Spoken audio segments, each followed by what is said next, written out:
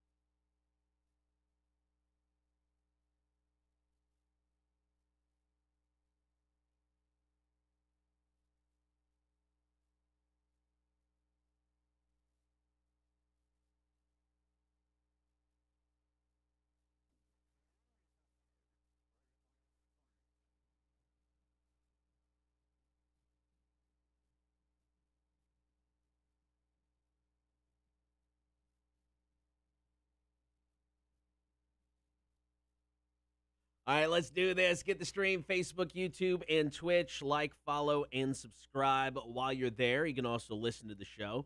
Download the app for free. Get us in your in-home smart speaker or listen at rock1061.com. Now, Marshall not going to bury the lead. March Madness did not go the way I hoped, but Oh no, what happened? it went the way I expected. Yeah, it was pretty great. I wasn't able to watch the game last night because they decided to start it at like, I don't know, midnight or whatever. But waking up to see that final score made my heart just flutter in a positive way. We'll break down the game a little bit later on. We'll go over the winner of the Kotter and Marshall Madness tournament for the Xbox Series X. More importantly, the loser and what that loser is going to have to do a week from today. I don't even remember. What was it? We'll talk about that here. Oh, cool. In just a bit. Cool. I know you're excited. No. I mean, you came in like, I think I heard you whistling on your way in. Actually, I was skipping. It was a combination of the both. All right, also coming up on the show today, we're going to talk movie red flags. Red flags before going in to see a flick as to whether it's going to be good or not. We've got round number 2 of Kotter versus Marshall. Last week, we may have mislabeled it as a debate. I think it's just an argument. Yeah, it's an argument. It's an argument. We'll have one topic. We'll each take a side, argue our points. We've got the Dude of the Week death match. You can now vote on either the Kotter and Marshall Show Facebook page or the Rock 1061 Facebook page. It's against a guy who broke the world record for holding his breath the longest. Yeah. Or Disneyland for just having the balls and trying to kill us. It is one of the most. It's like Chunk from the Goonies, man. I mean, like, how else do you describe whatever the hell that thing is? I don't know, but I'm kind of intrigued. Yeah, exactly, right? I would totally try it. I'm going to take your calls, top the 7 o'clock hour. What grudge have you been holding on to for far too long? I think we've all got at least one. Mm-hmm. I got two that come to mind instantly. Really? Yes. I'm too dumb. I forget all my grudges. Also, about last night is on the way. A lady went to Burger King. Things did not go well. Nagano wants to fight Fury. Why not? And The Walking Dead. They've announced the kickoff for their 11th and final Thank season. God. I'm intrigued with that, though, too, man. I don't know. Maybe I go back. No, you don't. I know. But maybe. And won't. then, of course, yes, we'll talk NCAA. We'll talk Kotter and Marshall Madness. We'll announce the winner of the Xbox Series X and the loser who's going to have to face that Torture Tuesday next week. About last night, coming up next, Kotter and Marshall Show. Here's Pop Evil and Breathe Again, Rock 106.1. All right. Good morning, peoples.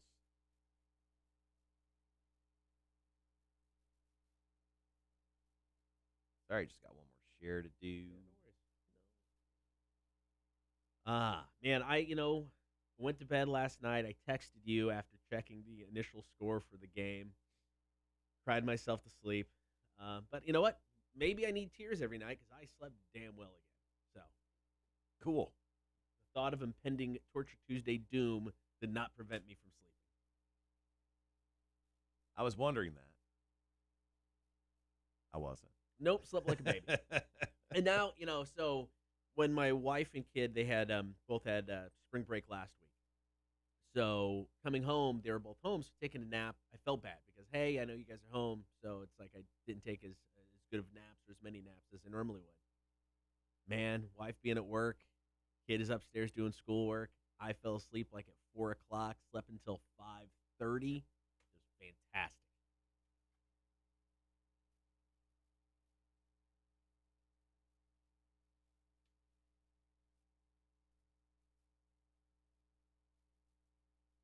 Hey. All right, got that all set?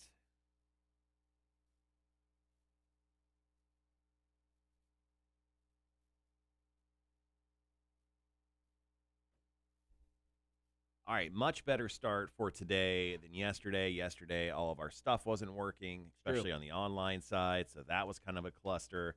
But today is already better. We're off to a better start, people. I feel good about this. We're 90 seconds out from going on the air. Going to talk about, just seems like the best person ever. Real nice lady. Who decided to pull a gun on a bunch of fast food workers because she wasn't getting her food fast enough. I get it. I mean, you go to a fast food. No. What the hell do you mean? No, I don't get the gun. Get it? No, I get getting frustrated. You go to a fast food restaurant. You expect not to have to wait in line for forever, and that can be frustrating. Right. But to the point of pulling a gun seems a little extreme. What's up, Charles? Yeah. Are you sure you're awake yet? Because you just literally goes, I get why that lady pulled a gun. No. Not why she pulled a gun. I get why you can get frustrated. The gun was To too the much. point of a gun? No, that's what I'm saying. No, you don't And get that shooting? frustrated. No, you don't get that frustrated. Dude, you got 26 It's too seconds. far. Chug some more of that coffee. I don't think you're quite with it yet. You slept. Here's the problem. You slept too damn good. All right, be right back.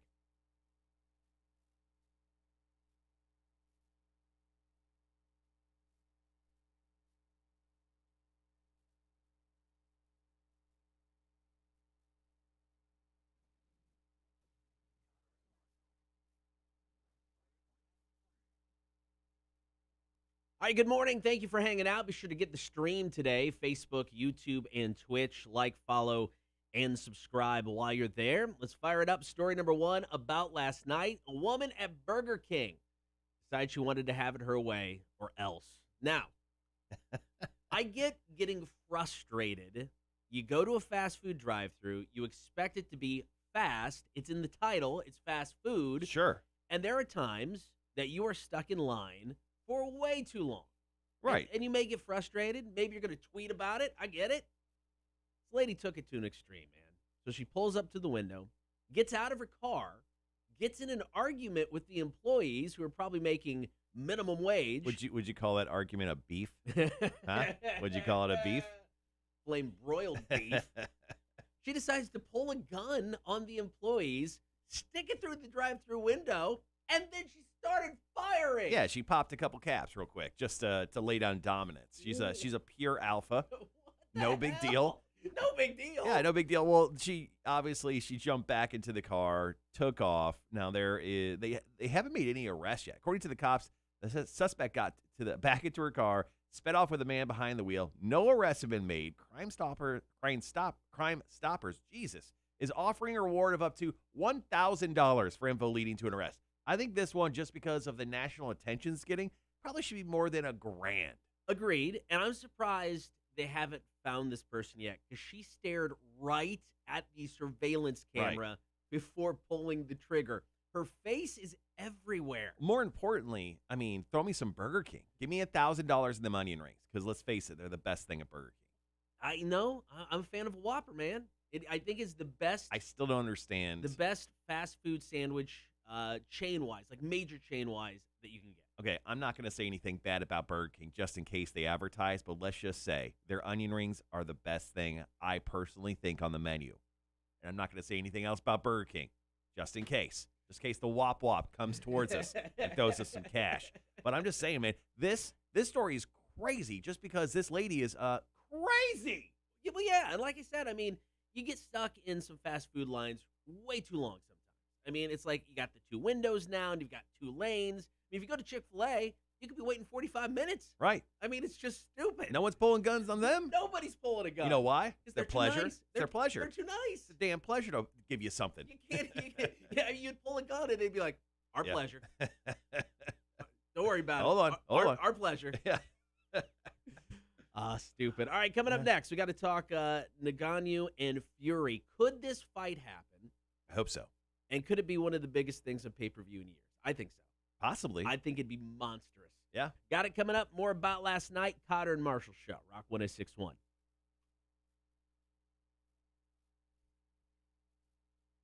Yeah, I don't know why people love Burger King as much as they do, man. I don't get it. I'm not a Whopper guy. I love the effing Whopper, I feel like that flame broiled taste is just like fake. I'm okay with that. Yeah. I'm okay with that. I feel like they just put like a little dropper of spritz it on or something. They spritz it on. I'm fine with that. Ugh. Their fries garbage. Oh yeah. Don't like the fries. But the Whopper, I mean, now I'm not counting, I've never been In-N-Out, Whataburger, some of those more regional things, not counting that. But just massive chain. I can go anywhere to get a Whopper. Mm-hmm. Best fast food burger. Yeah, give you straight up liquid char, man. I mean, it just doesn't seem right. There's something not right in regards to the taste of that burger. I may be wrong, but so good. So good. I'm going to have someone stop by and bring you a burger today. The downside to getting a Whopper, if you get it with everything on it, they never have tomatoes that are not 50% like just green. Oh. It's always like the worst tomatoes you'll ever get on a burger. Yeah, I don't know. I mean, like, I don't know. Just the Whopper definitely isn't my number one choice. Gibby says, I like it, not my favorite. I get it. What's your so fast food burger? What's your favorite? Fast food burger. Jesus. None of them. Wendy's is good. I'll take Wendy's. Give me Wendy's. I'm more of a Wendy's guy. I like Wendy's chicken sandwiches. Those are usually pretty good too. Yeah, the burger like the Baconator from Wendy's. That's an okay burger. Yeah. Yeah. That's probably my go-to if I had a choice. Thing is, like, Burger King just like it doesn't hit on so many levels, and then I just feel like it's fake. I feel like I'm eating chemicals with that taste. It's fast food. Of course you're probably eating chemicals. Yeah. Well, I mean, that's anywhere. But I'm literally tasting it in my food as opposed to just like, it being present in the cooking of it. Make no apologies, man. Mm-hmm. Love me a Whopper. Gibby goes Baconator as long as it's not sopping wet with sauce. Tell him what, light on the sauce. Light sauce.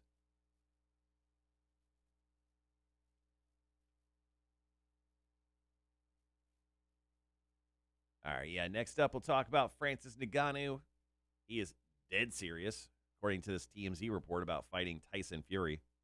Although it couldn't even happen until next year. So yeah, no, it's not gonna happen anytime soon. But also, it makes more sense for if Francis Ngannou's like seriously this badass. If he seriously is, if he could take out at least Derek Lewis, he probably needs a couple defenses of the title before you're like, okay, this is hype now. Yeah, I think that's fair. Yeah. For taste, Whopper. For pure sexual greasy satisfaction, Crystal. I've only eaten Crystals once, and it was like 2 in the morning after a serious drunk. It was fantastic at that point in time. Yeah, I mean, Crystal's just second-rate White Castle. I think it's a regional thing. I think if you're from this area and then you later try White Castle, you'd say the exact opposite. But yeah, I mean, I was introduced to White Castle way before Crystal, so I would go White Castle over Crystal.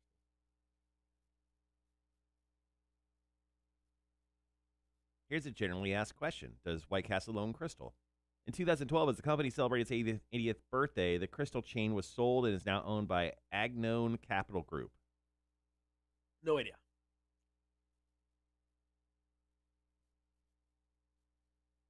So the fellows who founded Crystal in Tennessee in 1932 did model their business partly after their observations of White Castle restaurants. They copied it. But the two companies are completely separate and always have been. Yeah. Also, it's weird that Crystal's just open for breakfast. I've never had the breakfast side of Crystal. Never. And there's one just up here on Abercorn, which I think is the closest. Can you go to Crystal's for breakfast and order a burger? I mean, or is it just a breakfast menu? That seems like a place that's just going to serve those burgers 24/7. I mean, I've never had them. Crystal's burgers make you feel like you have huge hands. Solid point. Good point. I am a giant. Am I on acid, or is this burger incredibly tiny? Just tiny.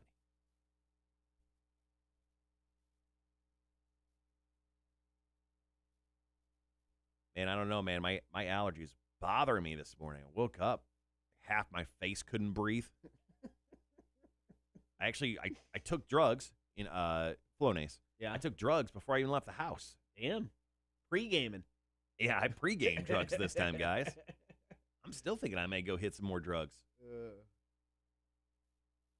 But yeah.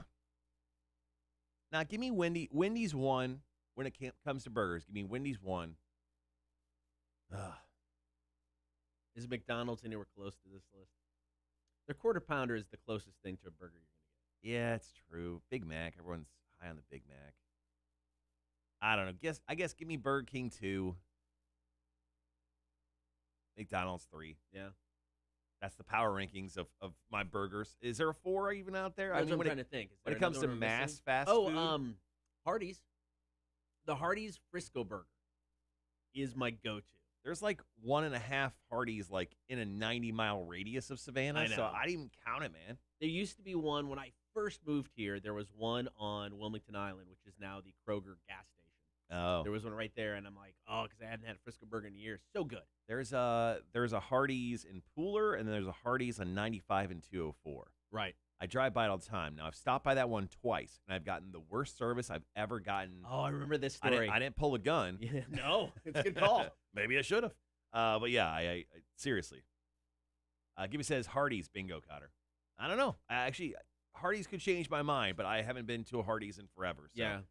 I don't even count them in the lexicon of fast food anymore. It's got to be specifically the Frisco burger. Now, I mean, they did the whole thing where they tried, because, out west it's Carl's Jr.'s, every place else it's Hardee's. Yeah. They tried to make a Carl's Jr.'s everywhere. And then they had, the $6 burger. They tried really hard to go all in on a little bit more of a gourmet fast food thing. Oh, yeah, I remember that. Didn't work. And then on the West Coast, they did the red burrito, green burrito. Yes. Yeah. I've seen one of those. Where was it? I don't know. Recently, within the past couple years, driving somewhere. But I'm like, that just sounds like a mistake. Yeah, it's some of the worst Mexican food I ever had in my life. I tried it. I think we got like coupons at the radio station in Vegas when I was working there. And I was like, oh, I'll go try this. That was a mistake. It was not good. Not good. All right, guys, got about 90 seconds. Francis Ngannou, Tyson Fury.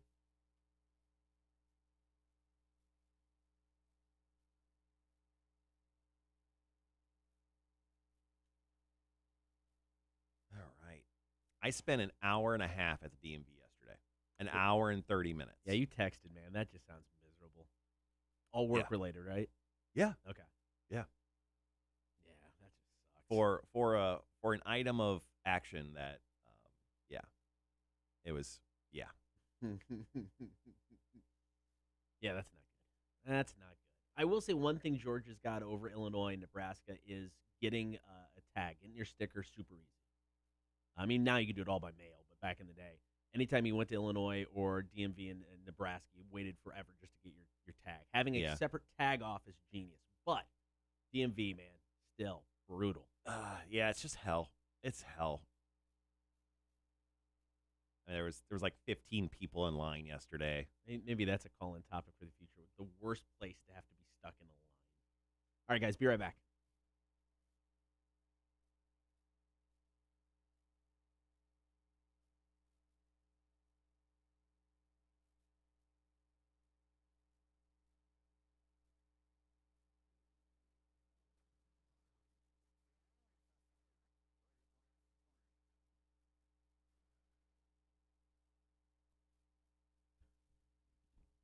Good morning. Thanks to everybody who are already on the stream. If you have not checked it out yet, do it. Facebook, YouTube, and Twitch. Be sure to like, follow, and subscribe. You can also listen. You download the app for free. Get us on your in-home smart speaker, or there is always the website.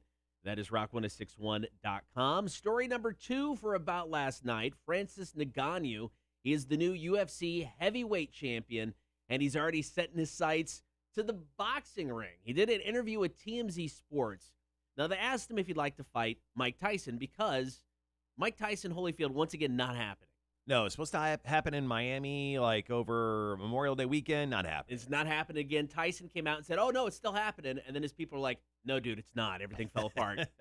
Somebody forgot to tell him. Memory is very short. So they were asking Francis if you'd want to fight Tyson. And he's like, no. Give me somebody more contemporary. Give me Tyson Fury. Tyson Fury, heavyweight champ. He's at like multiple belts, I think. Yeah. That fight would be incredible. But obviously, Francis Ngannou and Tyson Fury, they seem like they're going to be busy this year. Yeah. Ngannou is probably going to face either John Jones or Derek Lewis in the UFC at least by August. And then we're going to see Tyson Fury take on Anthony Joshua, or Joshua Anthony, whatever his name is. That other boxer guy that no one really knows anything about because boxing no one follows. But, I mean, these guys are going to be busy throughout the end of the year. I would love to see this fight in 2022, especially if Francis Ngannou can pick up a couple wins. Yes. If he could become more of a name. Conor McGregor. Now, he's never going to be that brash or harsh of a personality because he is like the nicest person on the planet. But when he's in the ring, he is the baddest man on the planet. So, yeah, dude, I would love to see this fight. I mean, UFC, MMA have obviously surpassed boxing in the sports ranking list for like 20 years now. Right. And, I mean, boxing needs stuff like this. I mean, Tyson Fury is probably, the first guy in years as a heavyweight fighter that you're like, I know that guy, and I'm excited to see him fight. And stuff like this. And the other stuff is now the Tyson, all this exhibition stuff, people are excited about that. But when it comes to just traditional boxing, the guys that have given their life to the sport, you don't know who they are anymore. So, I mean, boxing needs stuff like this. UFC, I mean, Dana White's all about money. If he can make enough, I'm sure he would say, yeah, let's do this. But sure. Boxing needs it. I would love to see, and this is just a crazy idea, Logan Paul versus Francis Ngannou. Now, I know their size difference may be captivating when you first see it, but I would love to see it just because Logan Paul needs his head battered in for a while. We'll give him enough time. He can beef up. It'll be fine. Beef up? There's no amount of beef that's going to make you look good versus Francis. Now, if Ngannou does take on Fury, I mean, who do you think wins? I mean, Fury's 6'9", Ngannou's 6'4". Francis has got the weight advantage. Reach is 85 inches for Fury, 83 for Ngannou. I mean, Fury? No, I mean, if Star Wars taught me anything, the high ground always wins. Give me Tyson Fury. He's got the height advantage. I hope this happens. If it does, I think it's the biggest thing at pay-per-view since Mayweather-McGregor, easily. Really? Yes. I mean, what's been bigger? I mean, it would have to have, I don't know, a Paul brother maybe on a fight card. But, yeah, it'd be pretty big. Throw Snoop as a commentator. Oh, okay. I mean, 100%. Now I'm listening. All right, we got one more story for About Last Night coming up. Walking Dead is coming back for one more season. We got the details. Here's Shine Down in Atlas Falls. Kotter and Marshall Show. Rock 106.1. Yeah, without a doubt. Tyson Fury's just looking down at Ngannou, and he just punches him in the face. He's like almost 6 inches, 5 inches taller. What is it? 5 inches taller? 5 inches taller.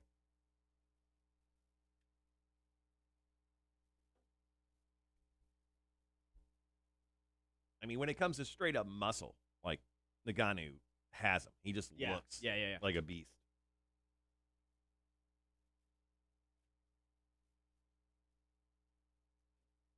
All right, 2.5 minutes. Going to talk Walking Dead.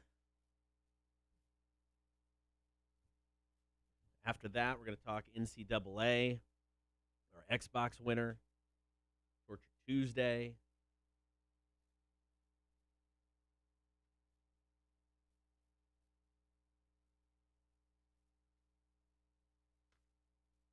This is the one Torture Tuesday that you did not want. I'm pretty excited about that. Yeah, no, I agree. I've accepted my fate.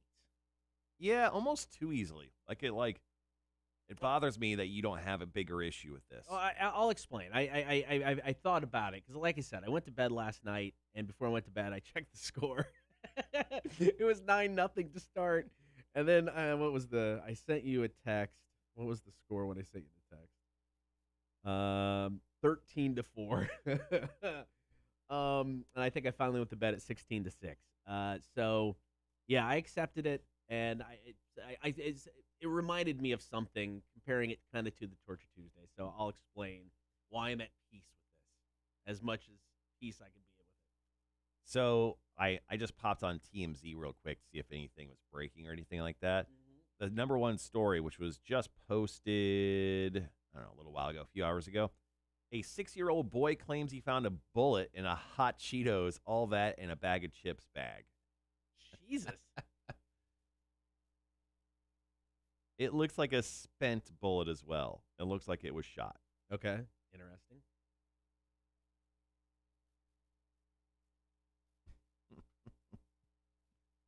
Wow.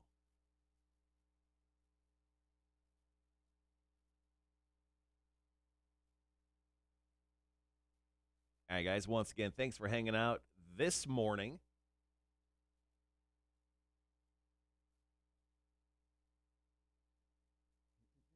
Got about 30 seconds. Okay.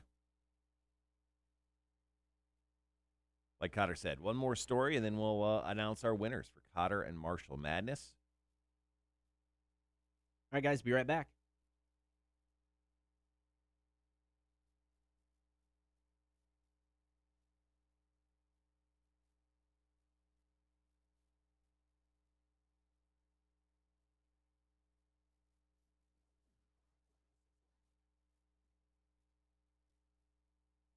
All right, got one more story to go in about last night. The Walking Dead TV series debuted back in 2010, and they recently announced the final season, season 11, will debut August 22nd. Now, they're coming off of a 6 additional episode end to season 10, and because of COVID, where they couldn't bring everybody in, they did these smaller character-driven stories where they kind of focused on one character per episode. Sure. And it seems to got a little bit of excitement behind the series. The Here's Negan, which was the final episode of the season, reviewed really well. And it actually sounded like it was a decent episode. We got to see Lucille, his wife. It's almost like if you make seasons shorter and more concise, people think it's better because stories are better when you don't have to jump around to 20 different character arcs. I mean, the series that happen over in England, in the UK, I mean, they make so much sense because they don't go any longer than 8 to 10 episodes, and they're generally well received. Why is that?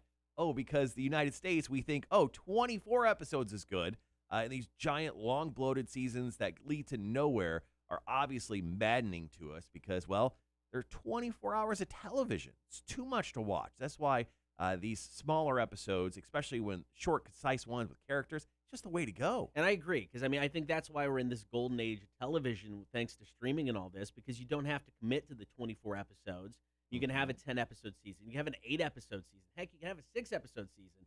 And, they get to the point, they tell their story, and then they're out. And in the beginning, Walking Dead did that, and then they just kind of meandered through about 4 seasons and didn't tell really any stories or just repeated themselves constantly. So I'm intrigued with the final season, especially if there's more focus on the story and on these characters. But the announcement that the last season's going to be 24 episodes absolutely crushes that thought. I know, right? So I don't get why they continue to do this. And then after this is done, the Walking Dead stories aren't over. We're getting a Carol Daryl series. Yep. And then we're getting an anthology series. Now, this could be intriguing. I like the idea of the anthology series because they're going to focus on either pre-existing characters for one episode or introduce a new character and just tell a short story in one episode. I think that's cool. Yeah, but how do people latch on to that and actually care about it? I mean, if you're throwing in people that we're familiar with, but we're just kind of getting here's where they are, say 5 years from now. Because, I mean, it being an anthology series, you don't have to tell, like, this overarching story. So, I mean, if they're like, 10 years from now, here's what somebody is up to. What if it's just like 5 seconds of them dying, and then it's like 55 minutes of a black screen that says "Rest in peace"? I'd be okay with that. And then we're still supposed to get the Rick Grimes movie. Yeah, those I'll watch. I think I'm interested still in those, even 2 years after they made the announcement that they were going to happen. But I mean, I am done with the Walking Dead series. They've killed it for me, no pun intended. I have no interest in going back to this universe just for the fact that they never went anywhere with their story, and fool me once, shame on you. Fool me twice, shame on me. I don't know. It's that saying that I'm terrible with. Screw The Walking Dead. I'm done with it. Fair enough. All right, coming up next. Got to talk March Madness. Got to talk the winner of the Xbox Series X. More importantly, we've got to talk about the loser of this massive Torture Tuesday bet. It's going to be fun, man. It's going to be so much fun. It's going to be something. We got details coming up. Kotter and Marshall Show, Rock 106.1.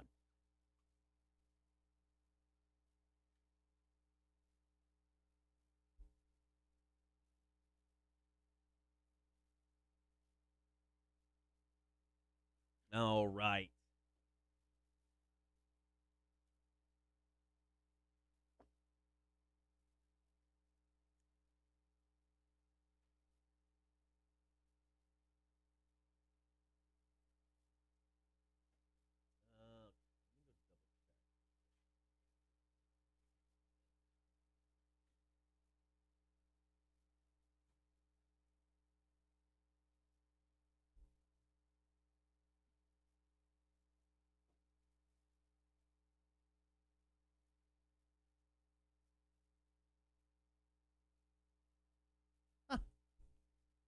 That's a really good question. I got to answer the internet question, guys. Go ahead and play it as Cotter jumps out of the room to, I don't know, it seems to do nothing. If you had to make your sandwiches with the same 2 meats and 1 cheese for the rest of your life, what would you choose? Give me roast beef cheddar and give me turkey cheddar. Make that cheddar sharp, so sharp, stings your mouth and nostrils. Once again, playing Answer the Internet while Cotter jumps out of the room real quick. The question, if you had to make your sandwiches with the same 2 meats and 1 cheese for the rest of your life, what would you choose? This one is so easy for me. Roast beef, #1 sandwich meat that I like to mess with. Give me that. And give me like the sharpest cheddar cheese. My backup would be a turkey. Just plain old turkey. Throw it at me. Yeah, with that. Seems like the obvious one. What would you guys go with? Drop your answers in the chat right now if you don't mind.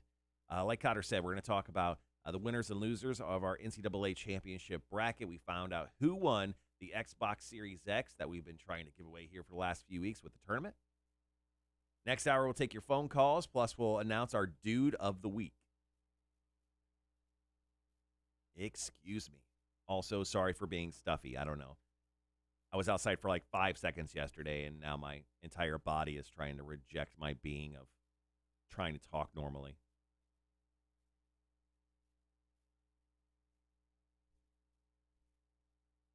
Oh, man. So a 6-year-old boy found a bullet in a bag of Cheetos, according to TMZ. That seems normal.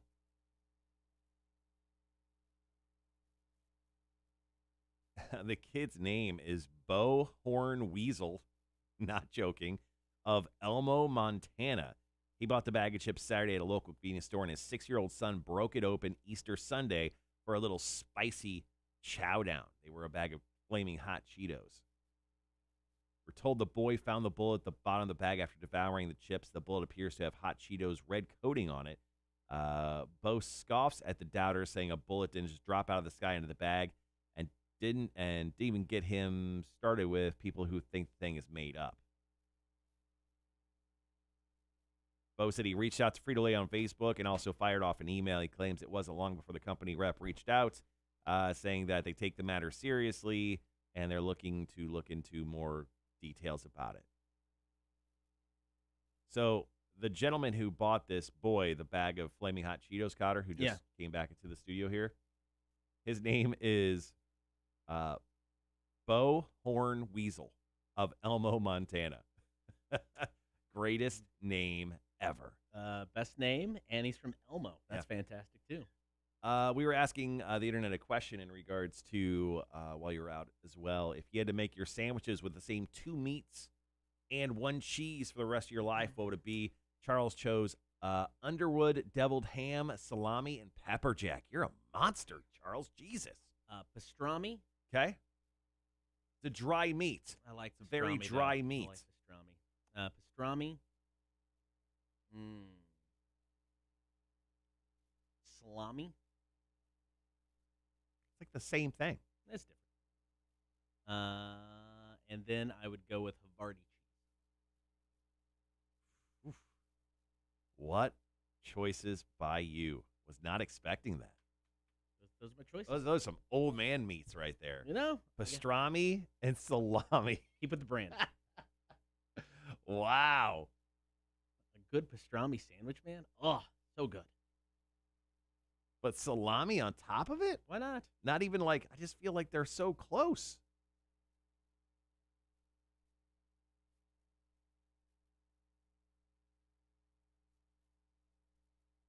Pastrami is a Romanian variant of the Turkish pastrami, usually made from beef brisket. I'm going to go with roast beef, and I'm going to go with just like a turkey, man. A little variety. Sure.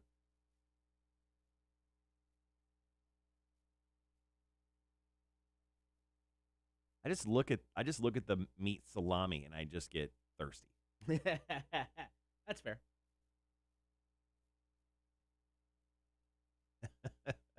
Gibby goes chicken, bacon, pepper jack. Solid choices. We're all old. The pepper jack really needs to be hotter. I'm sick of this world where pepper jack gets this free pass for not being hot.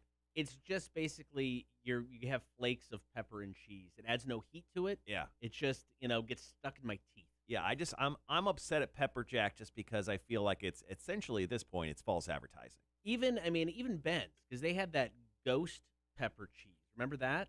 Even that wasn't that hot. Still had some flavor and some heat to it. I'm mad at pepper jack. I think that's talk about being old. I'm mad at cheese. You know what? I think it's a good point though. Yeah, I'm sick of allowing pepper jack just to get off and lie to us. You know, why are people more mad about pepper jack? Now that I fucking think about it, fuck pepper jack. Dude, are you with me? I'm with you. Yeah, fuck pepper jack. It's a joke. Fuck pepper jack. Say it. No, I still fuck nervous. Pepper Jack. What you said. I don't care. Pepper Jack can suck a whatever, man. It's for the consumerisms. Not anyone can take the heat. No, not everyone. Pepper Jack is a joke, dude. Don't even get me started. Don't get me started on Pepper Jack. Sick of this nonsense. The only places that you can go into and actually be scared of ordering something hot is like an Indian restaurant or where else? Maybe an Indian restaurant. Because, even, you order something, you go next door to the Indian restaurant, you got to make it hot. Yeah. They will spice the hell out of that. Sure. That's what I want. That's what I want. Gibby goes, it's for consumerism. Not everyone can take the heat. You It's know true. what? It's true. You can't call yourself Pepper Jack. And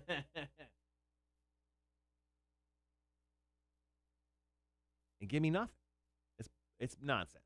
It's nonsense, Gibby. Yeah, I think I just realized I hate Pepper Jack. So many better cheeses. Yeah, so many better options.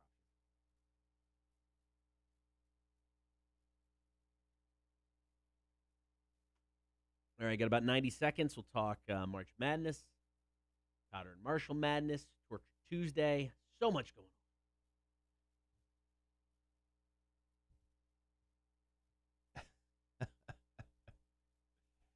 That's funny.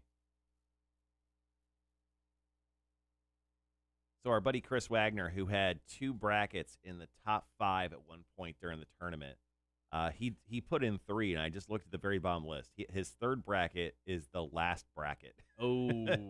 He got 16 total points for his bracket called Quick Pick, because why not? He took our suggestion of going crazy a little too much to heart.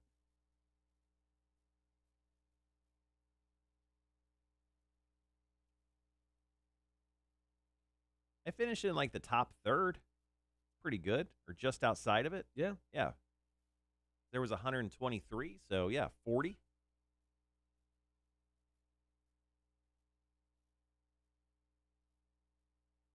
You want your pepper jack looking red or green instead of pale.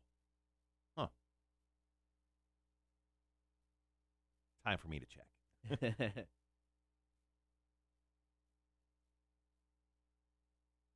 Gibby, I think you ran in somewhere like, I think you were 20th.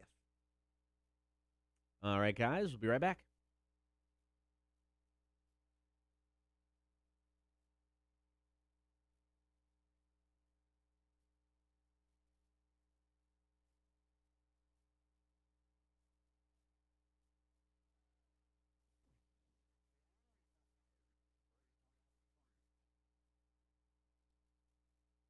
Get the stream, Facebook, YouTube, and Twitch. Be sure to like, follow, and subscribe. So last night was the NCAA National Championship game. Yeah, it was. Baylor taking on the undefeated Gonzaga.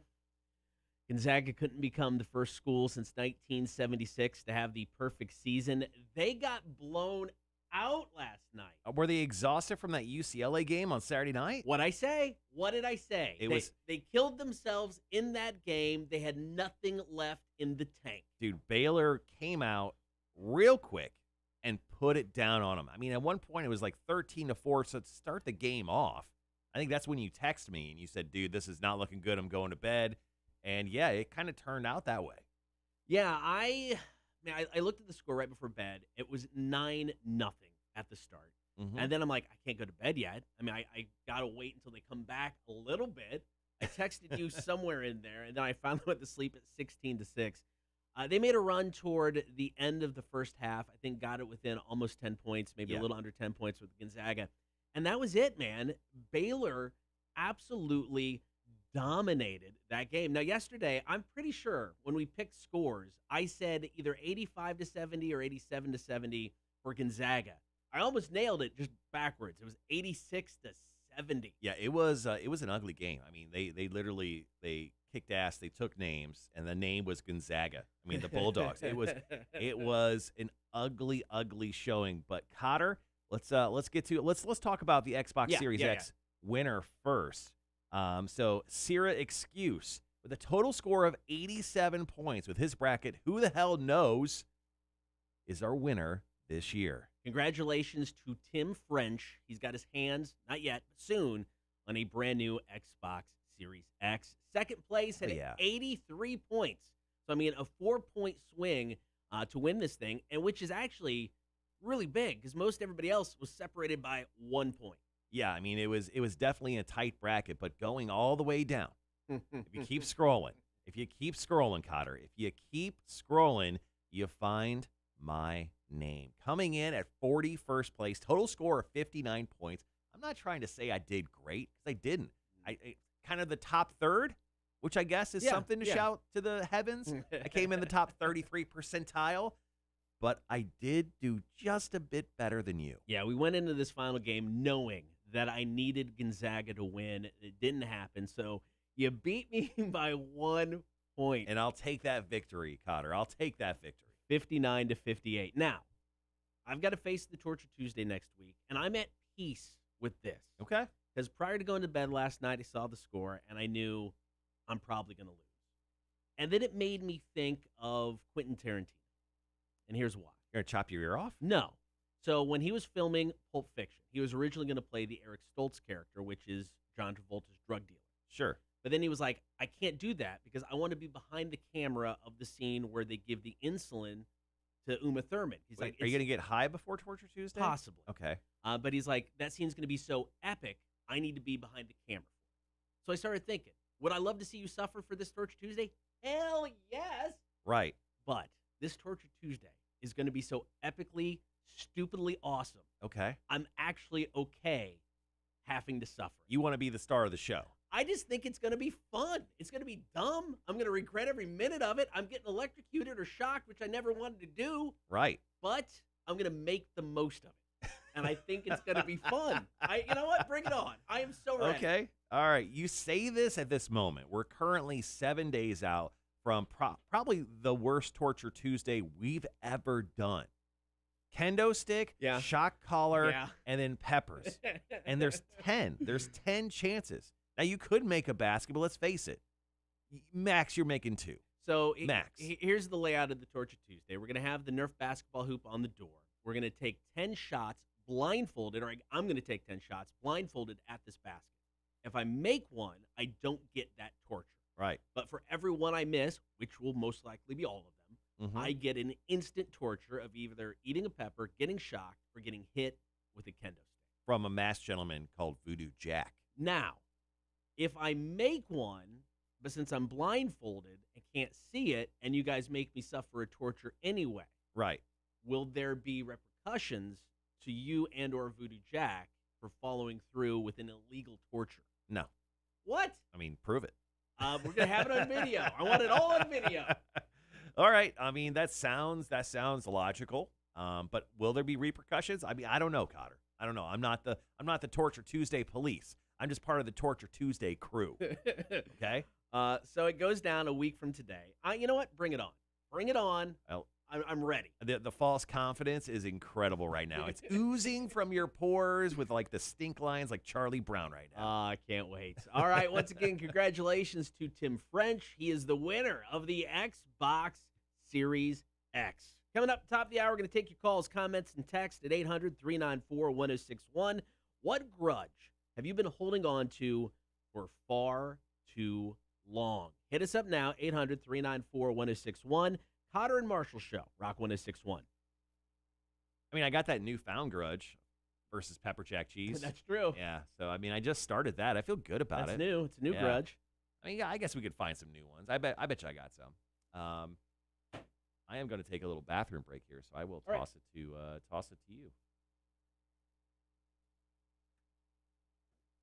All right. So, yeah, we'll take your calls, comments, and texts if you have been holding on to a grudge for too long. I've got a couple that instantly come to mind. One, yeah, I know. We're only separated by 1 point. You got to be kidding me. So, one is from high school, I know, right? And another is a little bit more recent. But we'll talk about both of those. And, of course, get your guys' as well. You can comment on the stream. You can also go to the social media pages, comment there, or you can drop us a text at any time as well with grudges that you've held on to for far too long. Log into this here real quick, guys.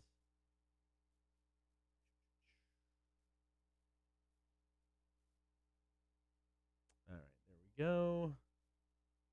I got all of that. Get rid of all of those real quick.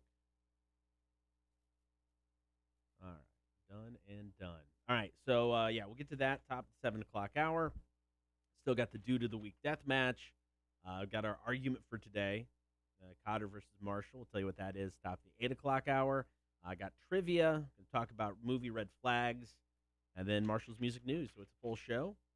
And, of course, coming up this Friday, Beer for Breakfast, Mike from Moon River, I believe, is coming in. Mike's a good guy. I actually worked with him briefly at Coastal Empire. He's now brewing beer at Moon River. Swung by there the other day. Got a sample, I believe, what he's bringing in. It was pretty tasty. Berliner Weiss. So nice sour beer, refreshing. Nice beer for the summer.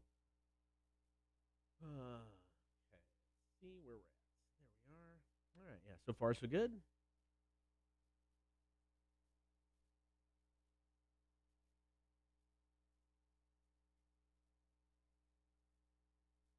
And it's funny, so one thing we didn't mention about the Kotter and Marshall Madness is that my daughter, she did fill out 3 brackets. We only filled out 1 each, but one of her bracket actually beat both of us. So she beat us. So there you go. Shows you how good we are. She even beat Marshall by 2 points, beat me by 3. She had 61 points, 37th place. But yeah, congratulations, Tim, scoring the Xbox Series X. Our next promotion, we're going to make that announcement on Friday. Giving away a lifetime membership to something. We'll tell you what that is later on this week.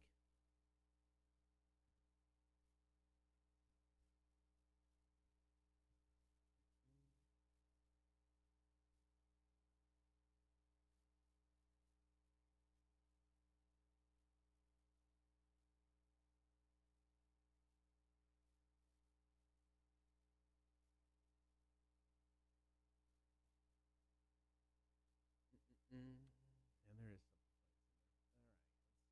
see here. Gonna go to that.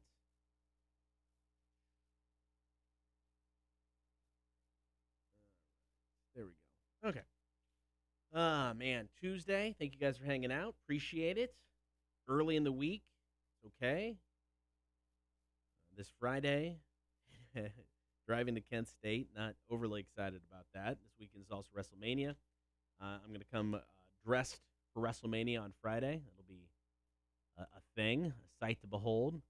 My grudges with the Zaxby's. They dropped the fried pickles and, more importantly, the birthday cake milkshake bastages. They don't have fried pickles anymore? What the F, man? That makes no sense. How do you drop fried pickles?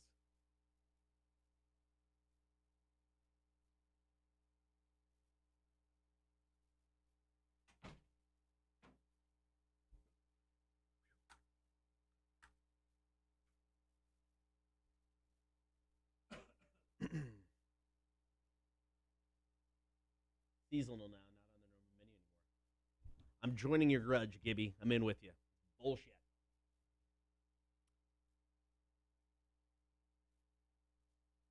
Huh, fried pickles. Seems like a thing they would always keep on. That's an excellent point by Gibby. Yeah, I agree 100%. No milkshakes. No milkshakes at all? Savages. People are going to Zaxby's to watch their calories. I mean, just bring on the milkshakes. What the hell's wrong with you? You could be getting a salad. That's what they call their salad. Yeah, I know, but like, who the hell is going to get a salad?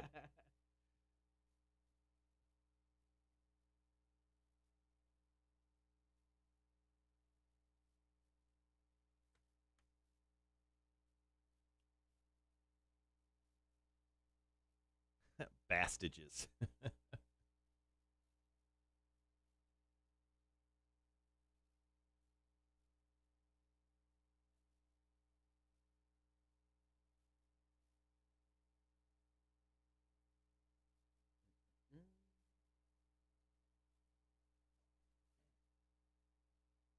All right, we got about 7 minutes here. Songs. Sorry, I'm just writing down some grudges I could bring up for the call today. What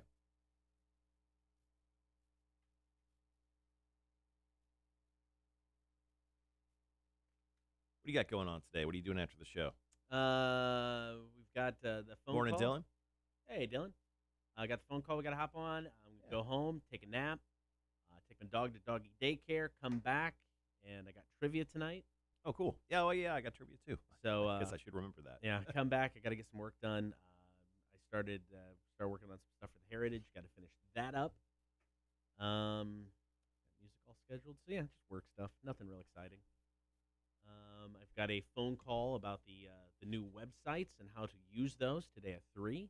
Oh, that's fun. I feel like that's something everyone should be on. They will be eventually. So just gonna go through that, and then yeah, I don't know. May grab a beer prior to trivia just for the hell of it.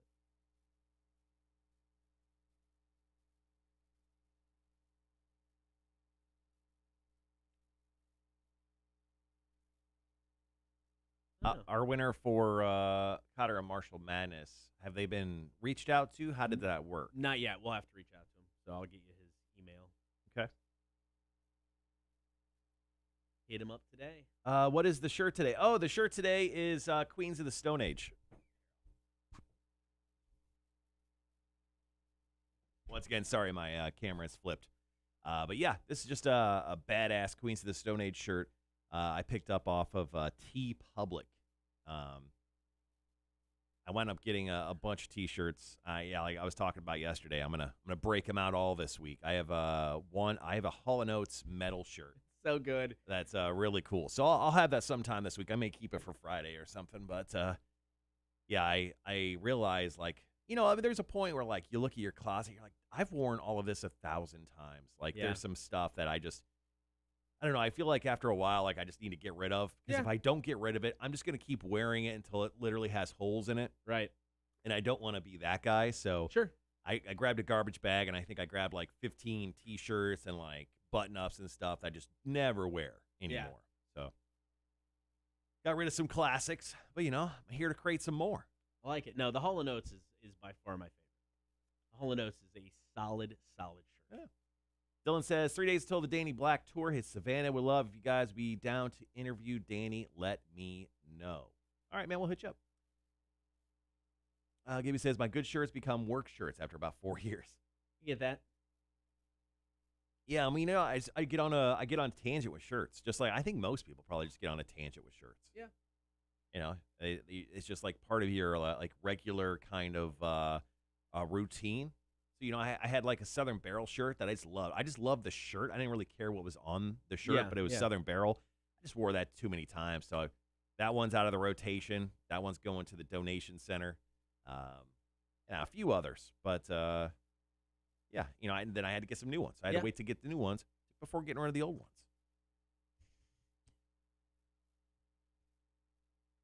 Plus, I never ordered from this company, so I didn't know if I would like the shirts. Yeah, but I get that. It turns out I do. So that's positive. Got to give that test run first. Make sure it's worth it. Make sure it's worth going back.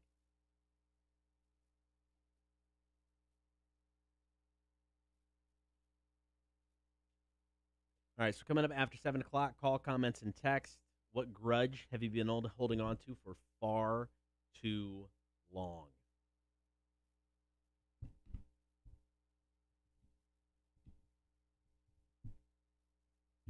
What was our winner's name for Kotter and Marshall Madness again? Tim French. Tim French. Looks like Tim needs to make his way down to Savannah. I think he's from the Beaufort area, you said? I think so, yes. Yeah. I think so. But yeah, he'll have to, sorry, man, can't mail this one out. I mean, we could, but we're not. We're not going to, for many reasons. You got to sign some paperwork. One, it's really heavy, and two, we don't want to lose it in the mail. My Metallica shirt got some bleach on it, so it became work shirt, kind of got a silver lining, but can't showcase it anymore. Why is that, man? Some of our favorite shirts, I find bleach on some of my favorite shirts. What the hell is going on? Like, do I even own bleach? Yeah, How did this happen? I didn't think I had bleach. Yeah, I had this Motorhead shirt that I liked quite a bit. Dude, it freaking had bleach on it, like, within the first 6 months of me getting it. How the hell does this happen?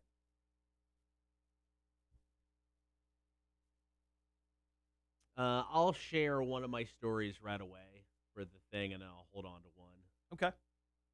We talk about Gibby's LA Rock commented on one. Weekends here on Rock 106.1. We got a couple from the story itself.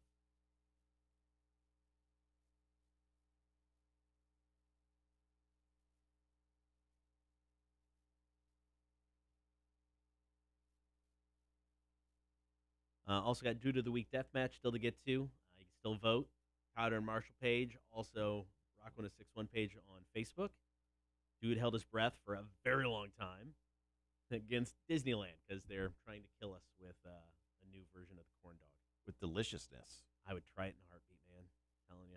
I don't know. Well, you're going to Disneyland. You're expecting to pay anyway. It's like $13, which seems ridiculous for a corn dog. Oh, is that how much it costs? Yeah. Wait, a regular corn dog or this one? This one. Oh, okay. It's at a special corn dog stand at downtown Disney in Disneyland. All right, guys, 90 seconds. Give me a Dole Whip. I mean, when it comes to dude. Disneyland, like the Dole Whips, so good. The specific, like food they have, like Dole Whip, I think is the one thing that I'm like, okay, I enjoy that. I don't know if there's any other Disneyland food that's like. There is the pizza place in Italy that's really good. I mean, it's like the pizza place in Italy is really good. The steakhouse in Canada in Epcot, holy F, man, That stuff is legit. Super good. They have jacked the price on that drastically. First time we went there, it's like we ate for free because of the meal plan. And it was like when the meal plans were new and it was like the basic one. Now it takes like 2 meal tickets. It's like stupid. It's not worth it. Gibby says, I asked some Swarmies about the Disney pickle dog. They're very mixed about the peanut butter dip. Huh. Wait, what are Swarmies? Do I not get that? What the hell is that? Oh.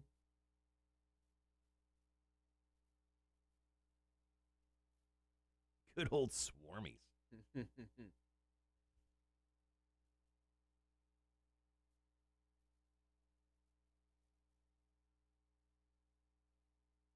All right, guys, be right back.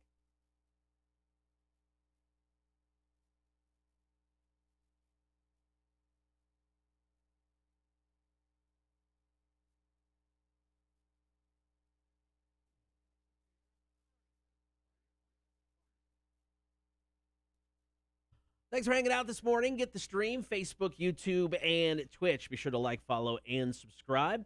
This hour, taking your calls, comments, and text, 800-394-1061.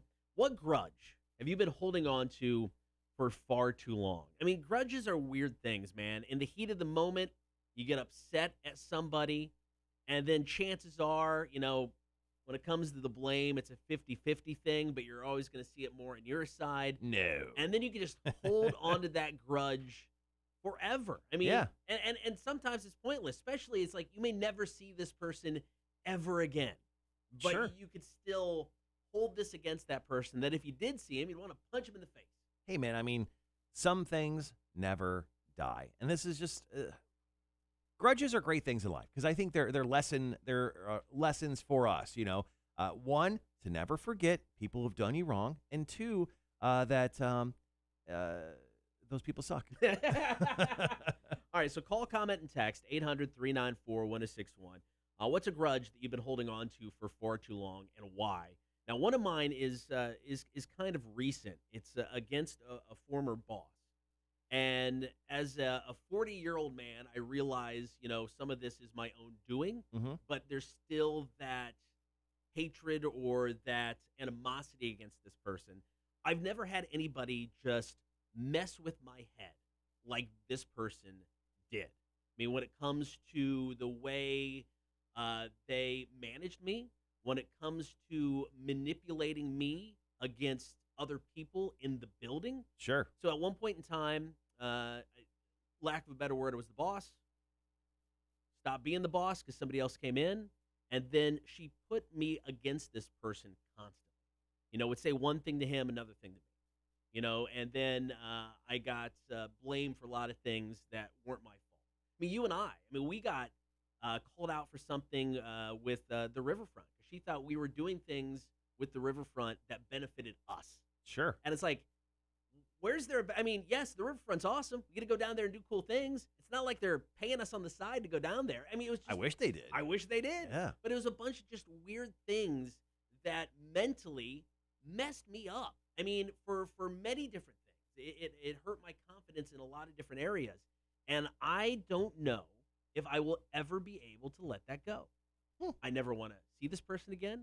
Right. I block them on all social media. I don't really want to talk about this person again. And I know deep down inside, look, I'm a 45-year-old man. This is something I need to deal with and need to move past. But I can't. It's not going away, man. Well, I mean, you hold on. You have a grudge like that. I have a grudge that makes, I don't know. I think my grudge is super relatable. And not saying that yours isn't. Right. Because yours is about bosses. And look, there's a lot of good bosses. There's a lot of bad bosses. But let's talk about Warner Brothers and how they screwed me over with Suicide Squad. Yes, I brought this up before. They sold me a Suicide Squad that was supposed to be funny and Guardians of the Galaxy-like, and I got a big pile of you-know-what. So you know what? Warner Brothers movies, holding it against you. I'm still mad about Suicide Squad. I want my $15 back. You know what? I want my $30 back. I paid for my wife's ticket, too. Give me that $30. Are you going to go see the new one? You know what? Out of spite, probably not. I'll watch it on HBO Max, which I don't pay for. I don't pay for. So you know what? Screw you, HBO. No, that is a relatable Warner grudge. Brothers. I mean, how many people have grudges against Lucasfilms? I mean, George Lucas himself, prior to Disney coming in, how many people held it against George Lucas for ruining their childhood once he introduced Jar Jar Binks into the Star Wars universe? I mean, I had that grudge against him. I mean, you ruined my you introduced this character that just killed a lot of special things for me. With Jar Jar Binks? Yes. That's the one thing? The prequels as a whole. It wasn't just the writing or the filming. No, that was the garbage. directing or the CGI or the name George Lucas on it. You need to have somebody that you can really hang it on. And he just hang it on Jar Jar Binks. But no, I mean, how many people held a grudge against George Lucas? So I think that is a very relatable grudge. Because, I mean, and it's not even something they personally did against you. You just happen to take it personally. Exactly. So 800-394-1061. Call, comment, and text right now. What grudge have you been holding on to for far too long? I've got one more that goes back to high school. Stupid, stupid, stupid. Call, comment, and text now. What grudge have you been holding on to for far too long? 800-394-1061. Here's Chevelle.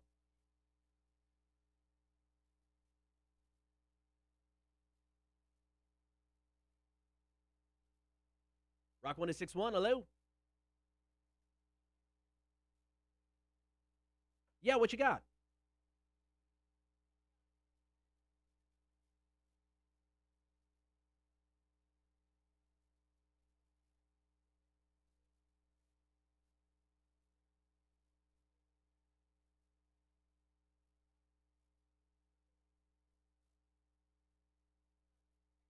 Right.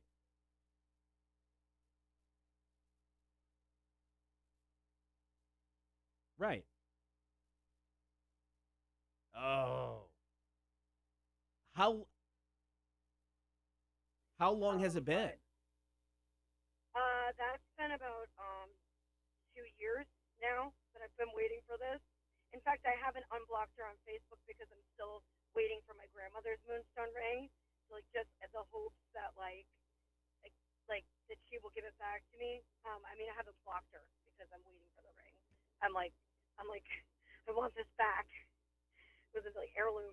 Has she ever brought it up, or has it never been brought up ever again? Oh, I brought it up. I gave her my address to mail it back to me. I was like, please, like when I broke up with my ex, I was like, this is your ex too.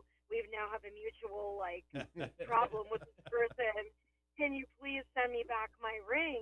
Because she never even brought her son to see my ex anyway. Right. And yeah, she still hasn't given it back. Damn, that sucks. I'm so sorry. Yeah, it does kind of suck. All right. Well, no, thank you for the call. We appreciate it. Oh, yeah. Okay. All right. Bye. Bye. Now, I've got something very similar this time where I went and saw Suicide Squad, and I gave them $15 to hold on to, and they've never given it back. Same thing. It's totally same Samesies. thing. No, I get it. It's totally same thing. We'll edit that after. I don't have time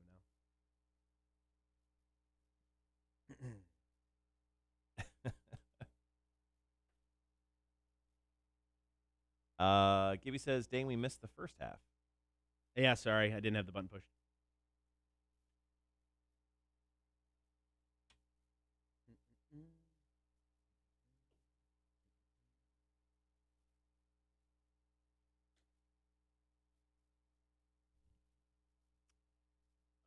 Okay. Do you have any others?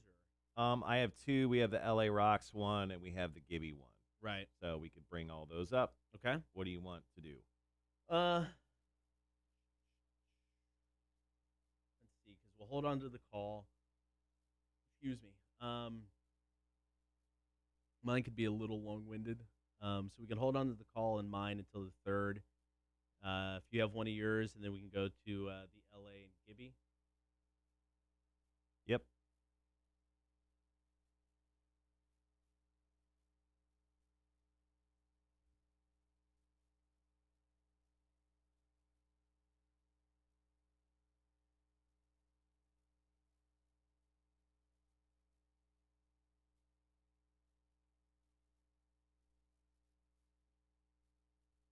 All right, guys, under 2 minutes. Come back.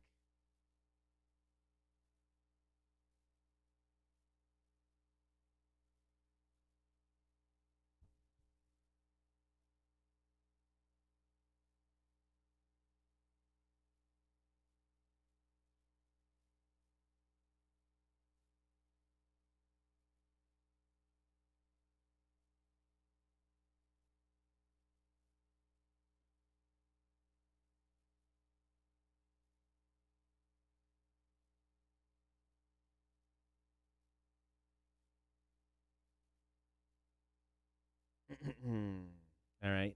If you guys have any grudges you're holding on to, feel free to comment in the chat. You can text Ben. Feel free to call if you want.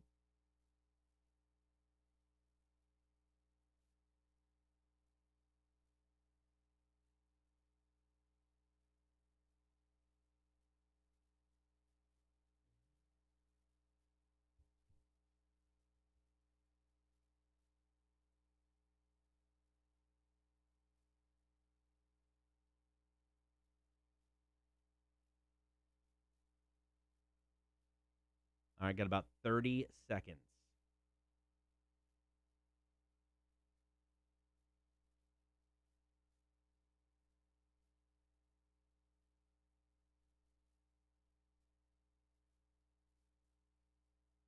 All right, be right back.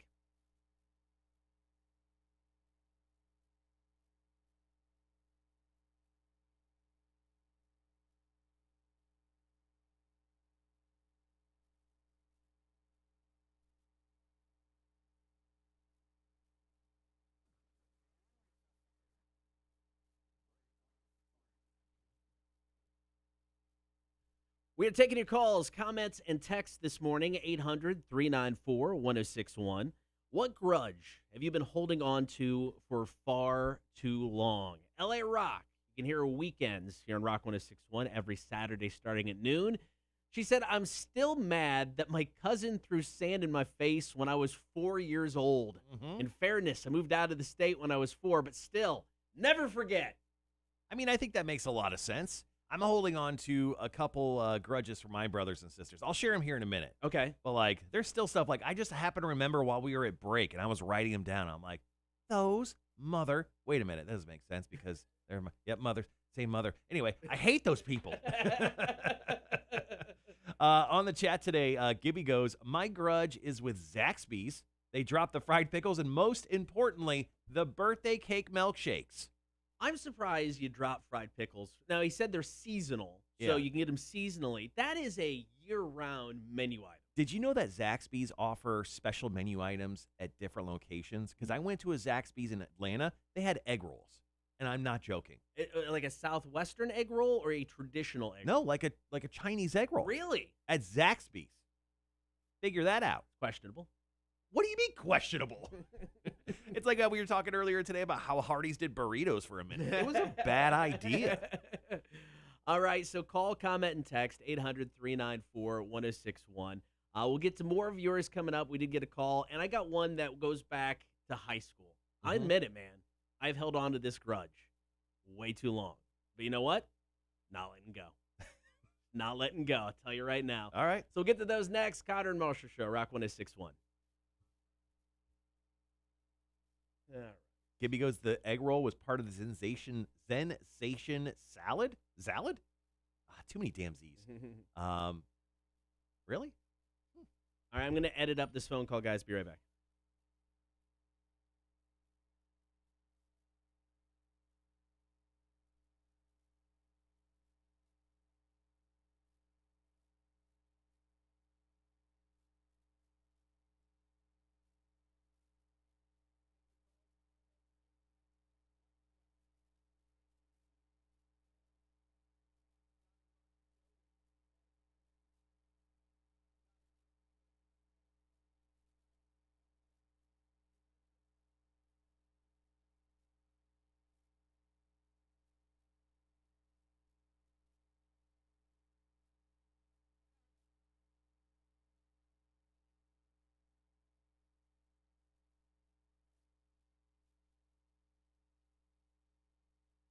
Rock 1061, who's this? This is Frank calling from Savannah. Hey, Frank, you got a grudge you've been holding on to? Frank. Yeah. You want me to tell you about it? Yeah, go for it, man. Love to hear it. In my last year of high school, chemistry teacher called me an idiot and threw me out of the class and because I put too much zinc in a test tube. You put what in a test tube? Too much zinc. Zinc. You would have thought it was gold or something. So he kicked you out of the classroom? That's not needed. No, I ran out of that school, ran out in the rain, pouring rain, went to my aunt's house and bawled for an hour. The next day,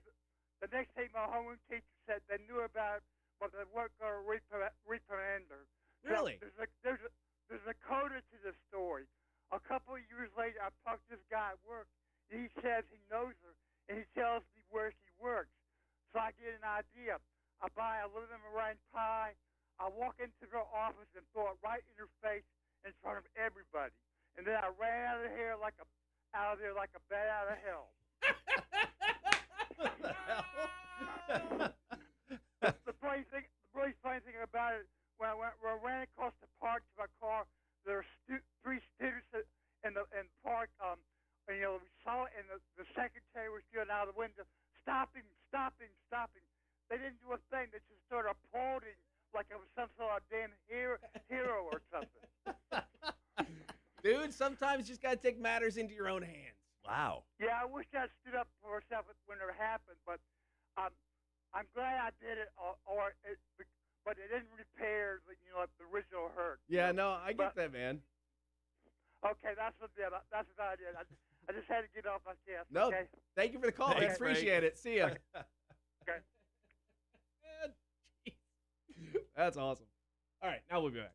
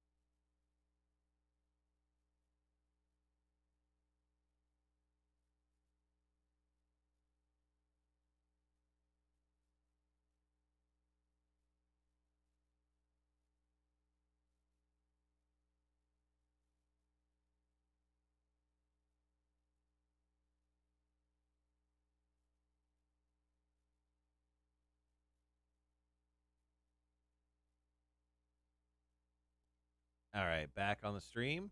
Hey, Mike, what's going on? Oh, yeah, I do. Hey, who won our Yahoo bet? I didn't even look. Yeah, go look. Tell me. No, I think you won our office bet. I will. I won't wait 2 months like Nick either. All right, get the hell out of here. Stop dancing and tell me you won. Yeah, we have an office bet going on right now for March Madness. I think I was in second place last night. I don't know how that turned out, but hopefully. No, I had no shot in that one. That one just fell apart for me. Turns out you're not a basketball guy. Who would have thought? Shocking, I know.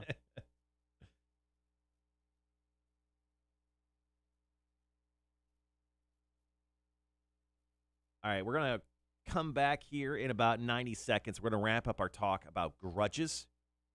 How did you want to do this? Do you want to go straight into phone calls? I'll do one. I'll do mine. We'll do a call. You have another one?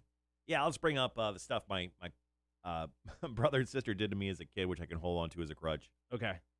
And then I won't bring up my new one about pepper jack cheese. But to reiterate about pepper jack cheese. The devil. Screw you. Screw you, pepper jack cheese. I'm against you. Your lies. There's only one person who's lied to me harder than pepper jack cheese. Warner Brothers? Warner Brothers, Suicide Squad. Yeah, yeah. Thank you. That's weird that you knew that. I know, right? Yeah. Felt it. Felt that was it. Yeah. Did you? Coming from me over here, this side of the table. All right, guys, got about 30 seconds.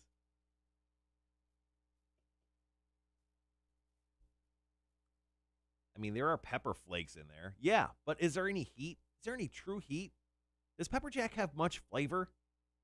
No, it's just jack exactly. with flakes. Yeah, not even like. Yeah. We'll be back.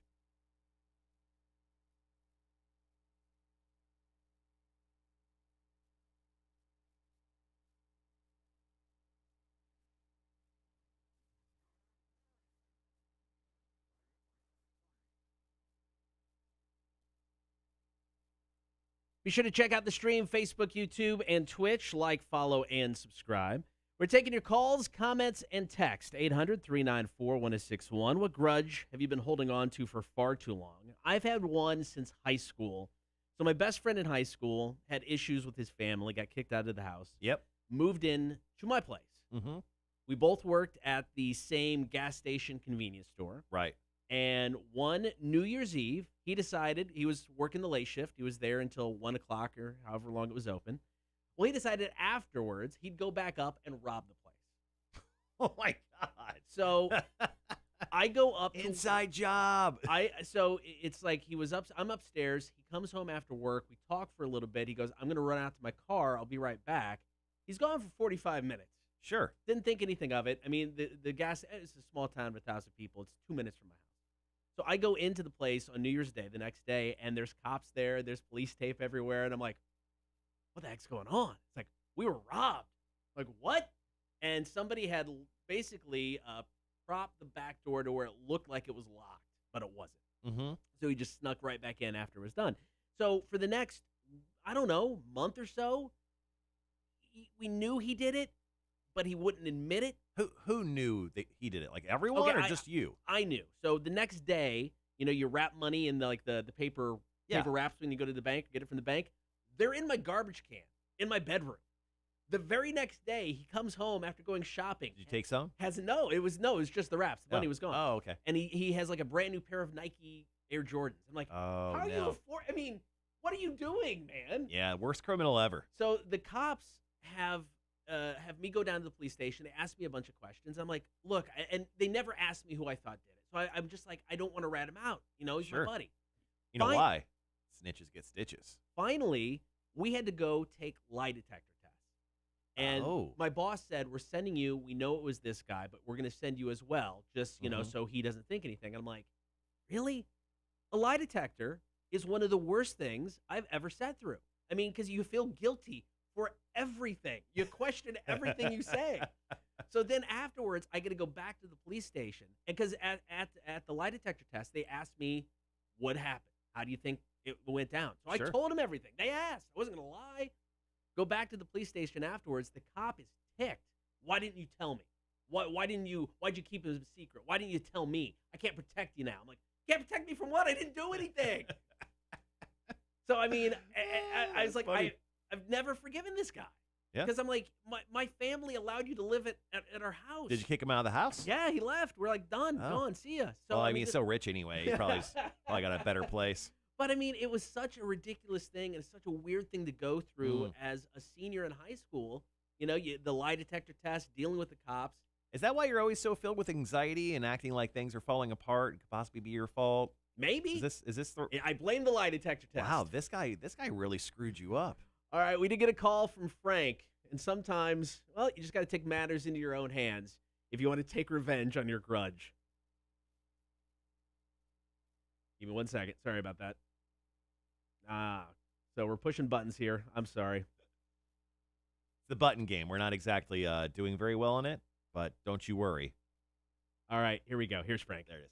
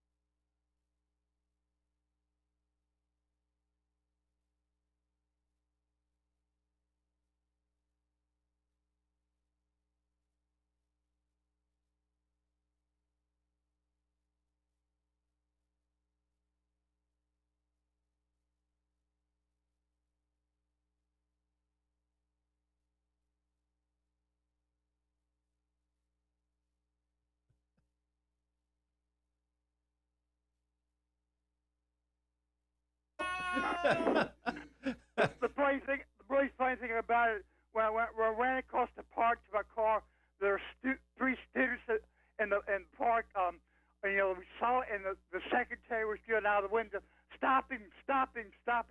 They didn't do a thing. They just started applauding like I was some sort of damn hero or something. Dude, sometimes you just got to take matters into your own hands. So I'm gonna do what Frank does. I'm just going to drive around for the rest of my life with lemon meringue pies in my car. I feel like that would eventually get a little too pricey for you. Maybe.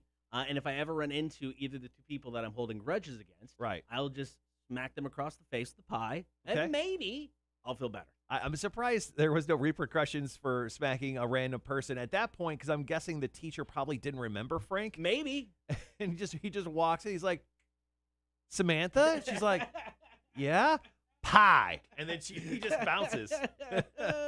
I've got some grudges against my brothers and sisters. I think that's fair. My sister Erica shot me in the ass with a pellet gun. And I remember, I was less than 10. I remember going up to my mom, crying. Right. She shot me in the ass. And it was like, not like a BB gun, but it was like one of those pellet guns that had like the tipped. Yeah. It hurt. It hurt as a kid. And then my brother, he's essentially the reason why all my baby teeth left my body, because he punched me in the face so much as a kid. I'm very punchable, at least my brother. But one time he was trying to make me eat dog food.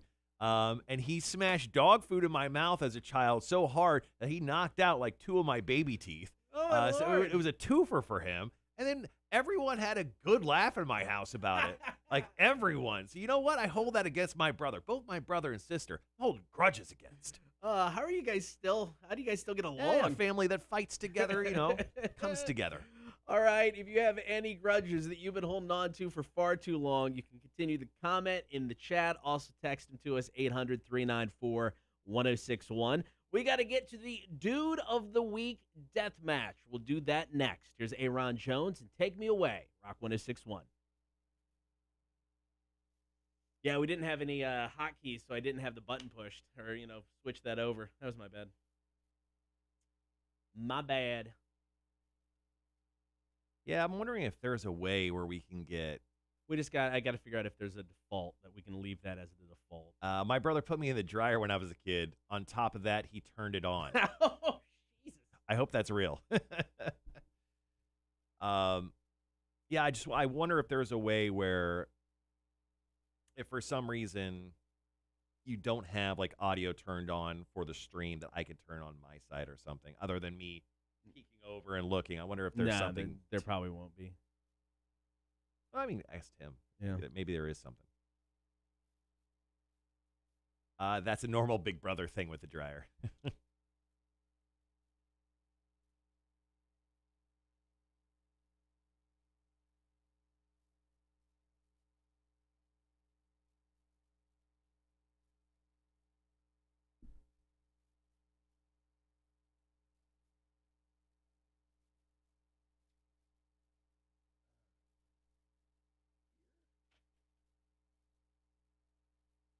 All right, Do the Week Deathmatch is next. You can still go vote, or you can vote in the chat right now in regards to who is going to win. Talking about the dude from Croatia who held his breath for almost 25 minutes. Or we're going to talk about Disneyland. You can vote for either. Disneyland has introduced a panko-crusted corn dog that has a hot dog inside of a pickle that's then fried and served with peanut butter. Stupid. Which is $13, you said? I didn't see it. $13. I didn't see the price anywhere. Bottom of the article, yeah. Oh, yeah. I had a lot of tweets in there, so. Oh yeah, I didn't read through all those. Yeah, no, I didn't either. I just scrolled all the way down. Good thing the watch controls were a little bit out of the reach because they would have used to be in my hiding spot. I was thin, small kid then.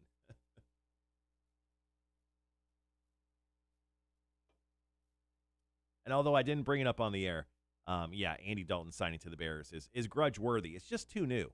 I get that. I mean, I would say three seasons from now, they still got him, and he's still, suck, floating around a 500 team. Hold that grudge. Andy Dalton will not be in the league 3 years from now. He's got maybe 2 more years. No, the Bears got him now. He's got it 5 more years. I'll pay him that, stupid money. The truth of the matter is, Andy Dalton will start the season, depending how it's going, within the first 5 to 7 games, we may go to whatever rookie's in there. And then Nick Foles is just going to be a really high price, like third string quarterback for us. All right, guys, be right back.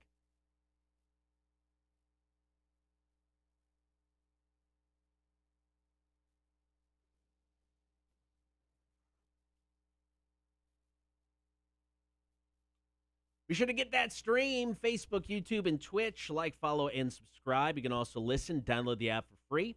You can check us out on your in-home smart speaker. Also, the website, rock1061.com. Right now, we're moving on to one of my favorite features of the week.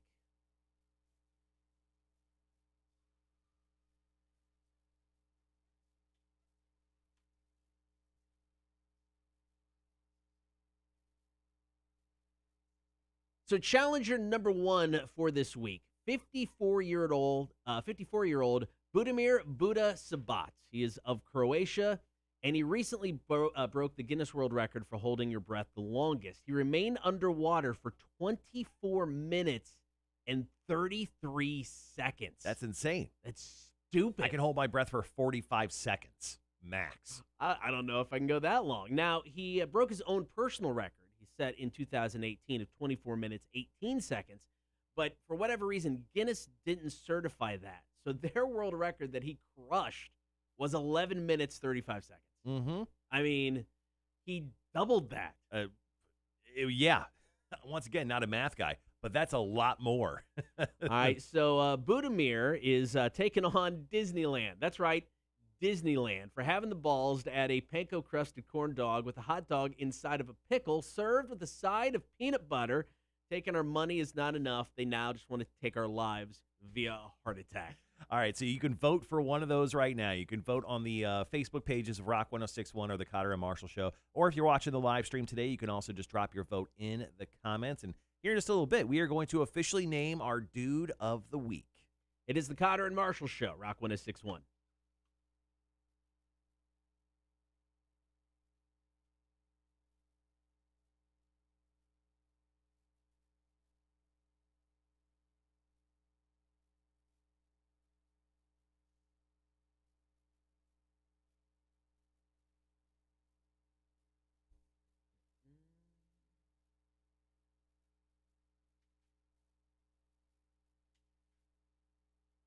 So wrapping up Dude of the Week, 8 o'clock hour, we'll do Kotter versus Marshall, little argument session on a question that you have here in regards to moving to new cities or staying put. We'll once again give big ups to our champion of our NCAA March Madness, Kotter and Marshall Madness tournament, and then we'll play some trivia at the bottom of the 8 o'clock hour. Yes, and I hastily wrote my trivia again, so, I don't know what to expect. Okay? Still sitting on 2 games. I think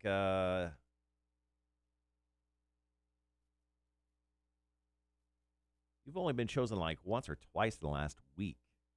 Okay. With everything going on, so I'm still sitting on a couple games. Which I think one is much easier than the other. And I think I have...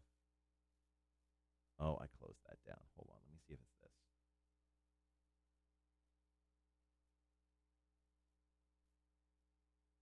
Yep, that's definitely it. Who won trivia yesterday? I did. I won 6-5 over... I forget his name. Yeah, I don't remember. Sorry. But yeah, no, it was a good battle. Good battle. Mm-hmm. Thought he had when he railed off 6. I'm like, oh yeah, this is good. Or really got 5. Sorry. Yeah, you got 5.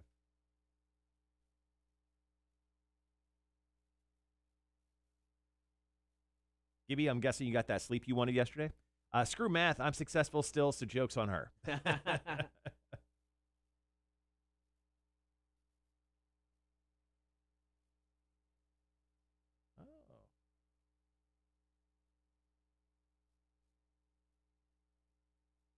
So Mike, our third favorite sales manager, just emailed me our office pool for March Madness. Let's see how we did. He won. Yeah, he won. That's why he emailed it off. Yeah. He finished with... Oh, Mike beat me by 1 point. 1 single point. It sucks, doesn't it? 1 point. Yeah, it's 1 point. That's the worst. I would rather pay him $20 than get hit by a kendo stick, though. I've been hit by a kendo stick. Yeah, so Mike got 84 total points. Him and I scored the exact same amount in every round except the first round where he got 1 point more.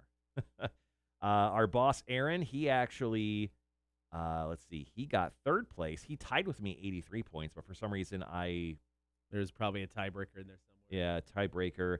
You came in 4th Jake. with 79 points. And then, Jake, 68 points. Nowhere even close. And I would say out of all of us, Jake, at least I think, would think he is the most knowledgeable when it comes to college sports, right? You would think, yeah. He thinks he's the most knowledgeable. Bless you. Thank you. Yeah, he would say look, Jake definitely has the most amount of time to check out sports for sure. That's true.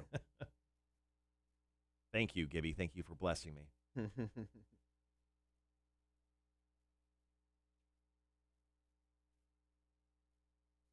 How long is the moratorium for paying someone, like in good faith? Because I want to wait forever to pay Mike. I'm not. I have a no. I don't have a $20 bill.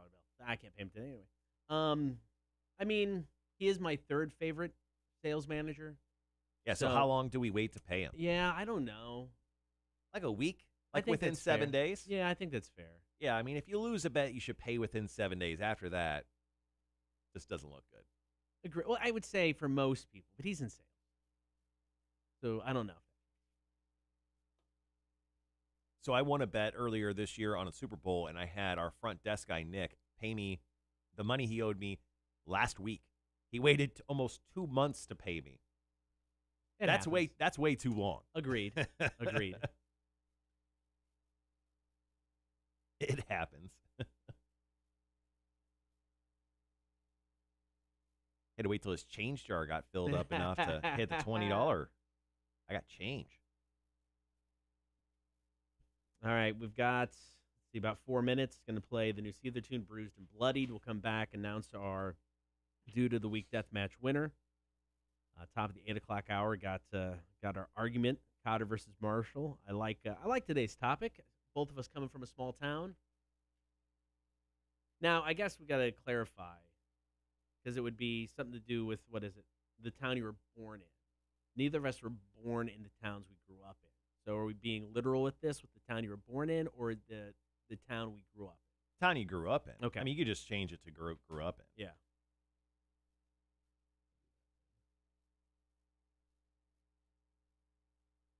going on outside?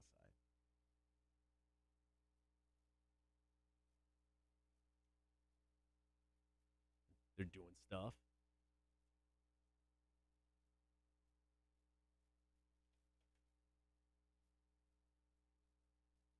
All right, we are 3 minutes away from back on the air. I think I actually had a answer at the end. Maybe I didn't.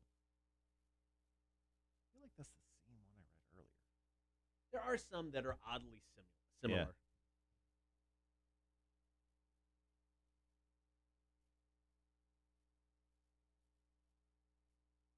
The absolute large amount of sex questions, or just the word sex. That is, I just pulled 4 in a row that have the word sex. Take a break from those. Let's do this one. What temperature do you start wearing shorts? I wear shorts year round. So, I mean, if I was in like outside in, yeah, like outside though, like not shorts inside the house. Like if you're just lounging around in shorts, but like shorts, literally, that is what you're wearing for the day outside in public. year round. Okay. Yeah, I mean, if I was in Illinois or a place where it was snowing cold, probably not. But here, I'll wear shorts year round. The temperature doesn't matter. Not Okay. really. I would say predominantly. I mean, it would have to be. I think I mostly wear pants between the months of like December and early March. Yeah. So whatever that temperature is, let's just say I'll wear shorts above 55 degrees. All right. Everything below that, yeah. No, I don't mind. Gibby says 69. Giggity.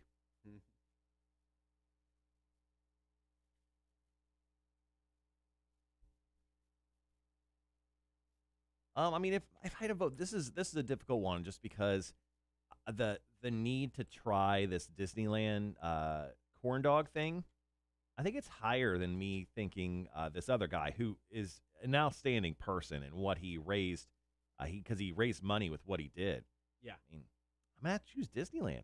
I think that is the dude of the week, Disneyland, popping off this ridiculously stupid thing. I mean, obviously they R&D'd it as well. I mean, Disneyland, they got an R&D food division. Oh yeah. So they R&D'd this bitch up. As of now, Breath Holder is in the lead. Oh, without a doubt. Usually it's whatever, the opposite of what I choose. All right, guys, got about 30 seconds.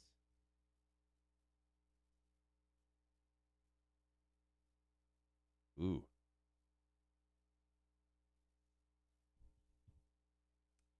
The first year I moved to Minnesota, we had about 2.5 weeks of negative 30.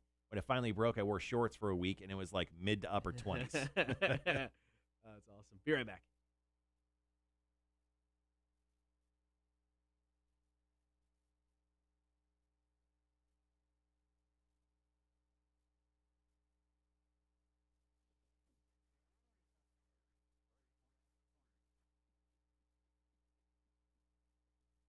Thanks for hanging out this morning. You can get the stream, Facebook, YouTube, and Twitch. Coming up next hour, we're going to talk NCAA.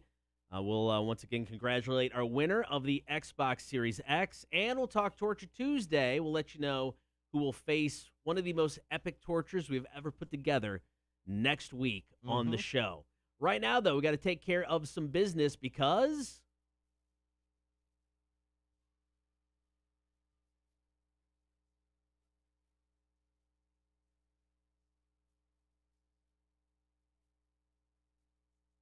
challenger number 1 is from Croatia, Budimir Buda Sabat. He broke the Guinness World Record and his own personal record when he held his breath underwater for 24 minutes, 33 seconds. He beat his own personal record from 2018 by about 20 seconds.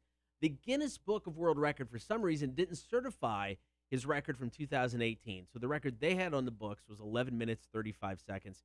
So he crushed that record. Raised some money for a good cause. So he did a lot of good things. Oh, yeah. And still, I mean, 24 minutes. How does your body have to feel after that? He says at the 18-minute mark, his abdominal muscles start to spasm, but then he still hangs in for another 6 minutes to set this personal record. I don't know if that thing's ever going to be beat. 24 minutes, 33 seconds of not breathing underwater. Nobody should try that. No. No, stop there. Challenger number 2 is Disneyland. They have recently released a panko-crusted corn dog. However, the hot dog inside is actually inside a pickle, and they serve it with a side of peanut butter. It goes for $13. I'd pay it. I would too, and that's the sad part. And here's the thing. If they, like, rolled the cart, like, by the window right now, I'd give them a 20. Like, Keep the change. I'd pay them $20 before I paid our third favorite sales manager the $20 I owe him. So, I mean, that just giving out priorities right here. So you can get this in downtown Disney at Disneyland's Blue Ribbon Corn Dogs cart. So I'm hoping it goes well in Disneyland and it comes to Disney World. Here's the thing. It sounds like the most Florida thing you ever heard, but it's in California. Right? I don't get it. So, yeah, I'm worried about this. Unfortunately, that panko-crusted corn dog not pulling off the victory today. No. This week's Dude of the Week, Budimir Buddha Sabat, raising money, setting Guinness World Records. The man is a beast. Absolutely, man. Who would have thought? Croatia coming through. All right, check out the Facebook pages next Thursday night for another Dude of the Week death match and your chance to vote. Coming up, top of the 8 o'clock hour, Marshall and I have another argument. Kotter versus Marshall. It'll be up to you to decide the winner. It's coming up 8 o'clock, Kotter and Marshall Show, Rock 106.1. Did you say next Thursday night? Or Dude of the Week. Oh, shoot, I did. Monday. Sorry, my bad. I was wondering what the hell you just said right there. My bad. That was the Facebook, the Fire Away Friday. Yep. That's what that was. Mm-hmm.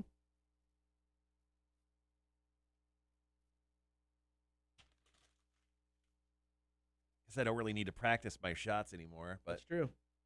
Not my net, no big deal. Morning, Aaron. Congratulations on getting third place in our office tournament just behind me. No big deal. Although we tied with the score. I'm guessing the tiebreaker. Yeah, you got to have some tiebreaker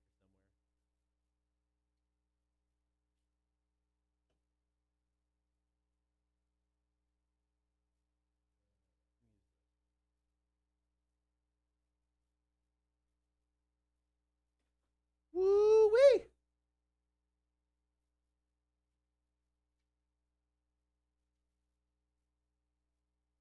Feeling great.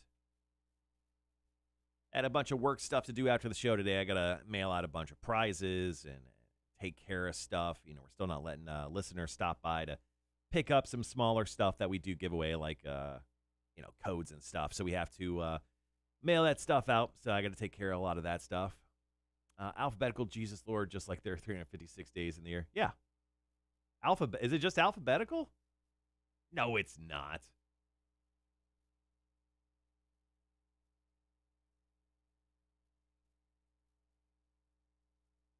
No. And there are 356 days in a year. Glad you're still holding that over my head. But in the 8 o'clock hour, once again, as Cotter mentioned, we're going to do Cotter versus Marshall. We're gonna argue what is better. Would you rather move to a new city or town every year, or never be able to leave the city you grew up in? So we'll argue that stance here in just a little bit. We'll also give big ups to our Kotter and Marshall Madness winner and play trivia at the bottom of the 8 o'clock hour.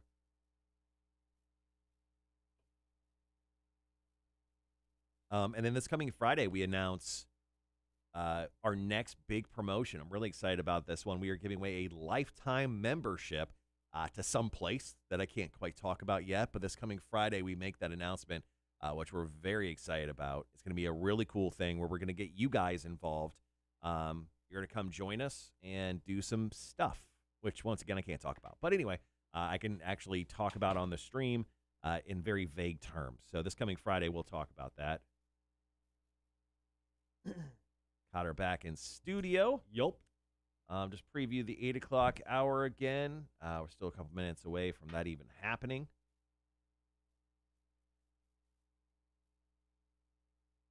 So we talked about it over the weekend, how I absolutely destroyed bob1069.com, the website.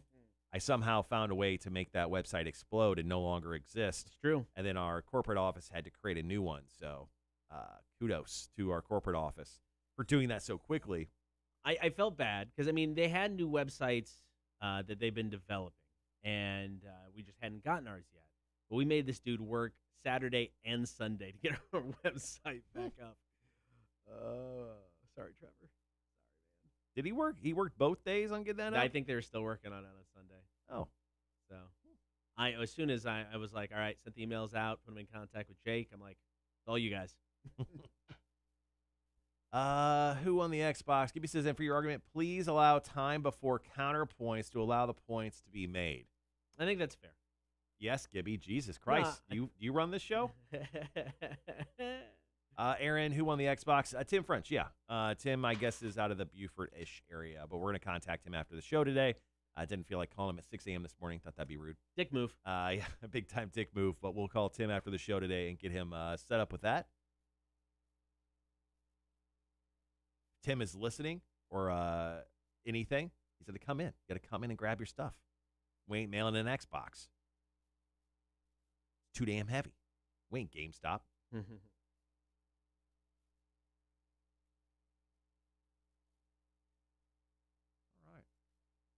Put my resume in for producer once the job post drops. Yep, we'll let you know. Hey, is Aaron hanging out? Yeah, Gibby, plead your case, man. Tell Aaron to give us some money to hire a producer. He's there.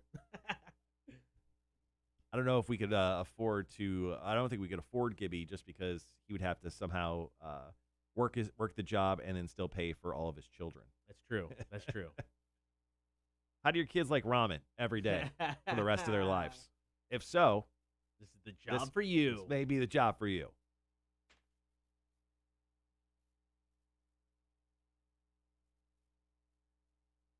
All right, got a couple songs. We get into Beastie Boys, then Godsmack. Then we've got our argument. And we'll flip the coin. Coin flip decides who picks what side of the argument. The other person decides who goes first. So I've booked a trip to Charlotte. Anyone on the chat, has anyone been to Charlotte? What's to do in Charlotte? Because I looked up, I obviously Googled, what do you do in Charlotte?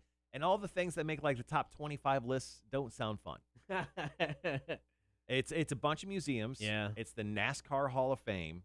Yeah, not my thing. Yep. And that's like, and the one thing that actually kind of looked cool was in Charlotte they have the Charlotte Knights, I believe. Okay. Minor league baseball team. Oh, that'd be they fun. start playing 3 days after no way. after I leave. So I'm like, okay, not going to see them because minor league baseball pushed back the start of their season by a month from April to May. So yeah, I kind of surprised by the lack of things, I guess, to do. But I think I'm just going to go there and eat and drink essentially for a day and a half. I was going to say they've got to have great food and brewery.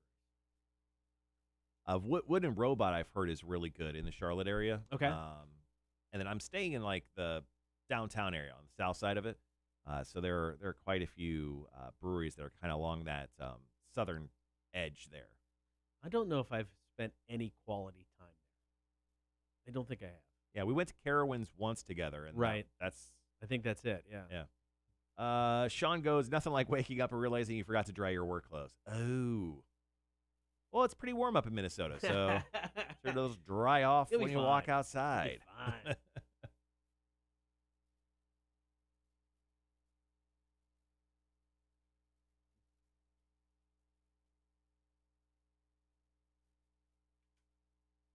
Are you staying for that call and then you're taking off today? Is that what you're doing? Yeah. Okay. Yep. I don't think that call is going to be much longer than 15 minutes or less. Just kind of finding out exactly. Unless she's a huge talker. Yeah, just finding out exactly what they're looking for. NASCAR Hall of Fame is something I want to go to. I think they have some cool simulators there. Yeah, I kind of thought about that too. Also, the Hornets are playing the Pistons on Saturday night. Oh, that'd be cool. May 1st, that first weekend of May is when I'm going. So I thought about that, man. But like, even tickets for that game are like, and it's a crappy game. I mean, the Pistons are terrible. The Hornets aren't good. I mean, top tier, like last row, top of the building is $20, which is fine to get you in the building. But like, I was like, I wonder how much it costs to like sit more like, lower bowl. Right. And like, it goes from $20 to like $200. What? I'm like, it's the Hornets. What are we doing here? No, thank you. Well, it's still COVID, so jacking up the prices to try to make up for the fact that they've got a social distance. Maybe that's it. Maybe that's it. Speaking of social distancing, did you see the article I sent you last night at the Rangers game? Yes. So the Texas Rangers are allowing full capacity at their stadiums, which is, I think, is the first team that's really allowed Yeah. that. Correct, Yeah. right? So they had a packed out stadium for a Rangers game the other day, and it was just kind of weird seeing it. Like, look, I'm not against it. Right. Maybe all those people are vaccinated. Who am I to say? Right. But it was just kind of weird. Still, early-ish in the recovery of the pandemic effort. Still emotionally scarred. Yeah. Yeah. I mean, plus, people have only been getting vaccinated since January. Yeah. So, I mean, it hasn't been the longest time.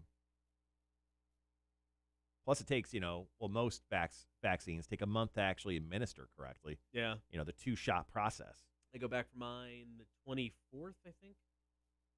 Are you a Moderna guy? Moderna. You're a Moderna. I wonder what happens if you got like half and half, like a Pfizer, like a mix of the cocktail. Don't know if that'd be effective. Same thing? I'm guessing. It's like the idea is the same, so it's got to be the same, right? I'm sure. Yeah. Sean goes, you buy the $20, then move down to the lower bowl. That's what I do at Minnesota Wild games. How are Minnesota Wild games? People show up for the Wild, the hockey team up there?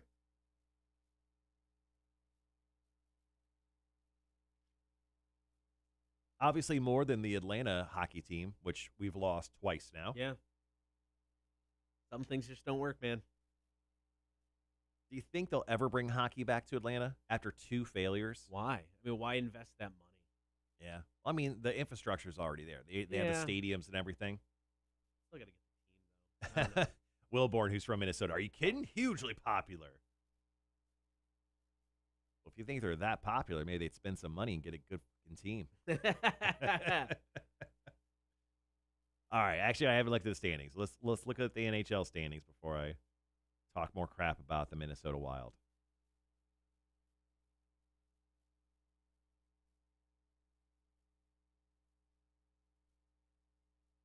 Okay, they're in third place. All right, I will stop talking crap about the Minnesota Wild. 23 wins, 12 losses, 2 overtime losses.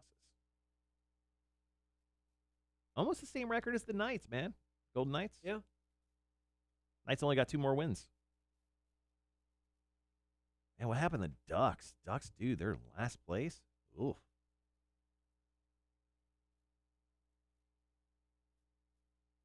Blackhawks were riding high for a minute. They're diving down. They're 500 team right now, 17-17. You didn't ask if they were good. Sean says, depends on how they are doing. Beginning of the season is busy. Then if they start sucking up, it's hard to fill. I went to the Wild versus Bruins game, and the stadium was mostly black and gold. Yep. And years ago, I remember I went to where the Arizona Cardinals play, whatever stadium that's called. I went to a Bears-Cardinals game. The Cardinals were not good. And, man, it was insane how pro-Bears that crowd was. I mean, it felt like it was 80-20 Bears. I mean, inside their home stadium. I mean, even when the Bears had a ball, there was chants going on. And when the Cardinals, it was just crickets. Yeah. And I think the Bears still barely won. In pure Chicago fashion, we won 23-21 or something stupid like that. All right, guys, got about minute 20. Got our argument coming up, Kotter versus Marshall. We'll try to pace out our arguments so we don't scream and yell over the top of each other. I will give you... You'll have 5 seconds. Go! And that's your problem. You stutter too much. You should just stay in the seat. You stuttering fool. Then I hit you with a lemon meringue pie. But it slips off your face because you're El Lubricato. That's true. That's a callback joke. What if it just, your face is so lubricated, the pie just hits you, but it would just slid right off? I'd be wearing a mask, though. Will the mask, even with lubricants, really? I don't think it would. All right, guys, be right back.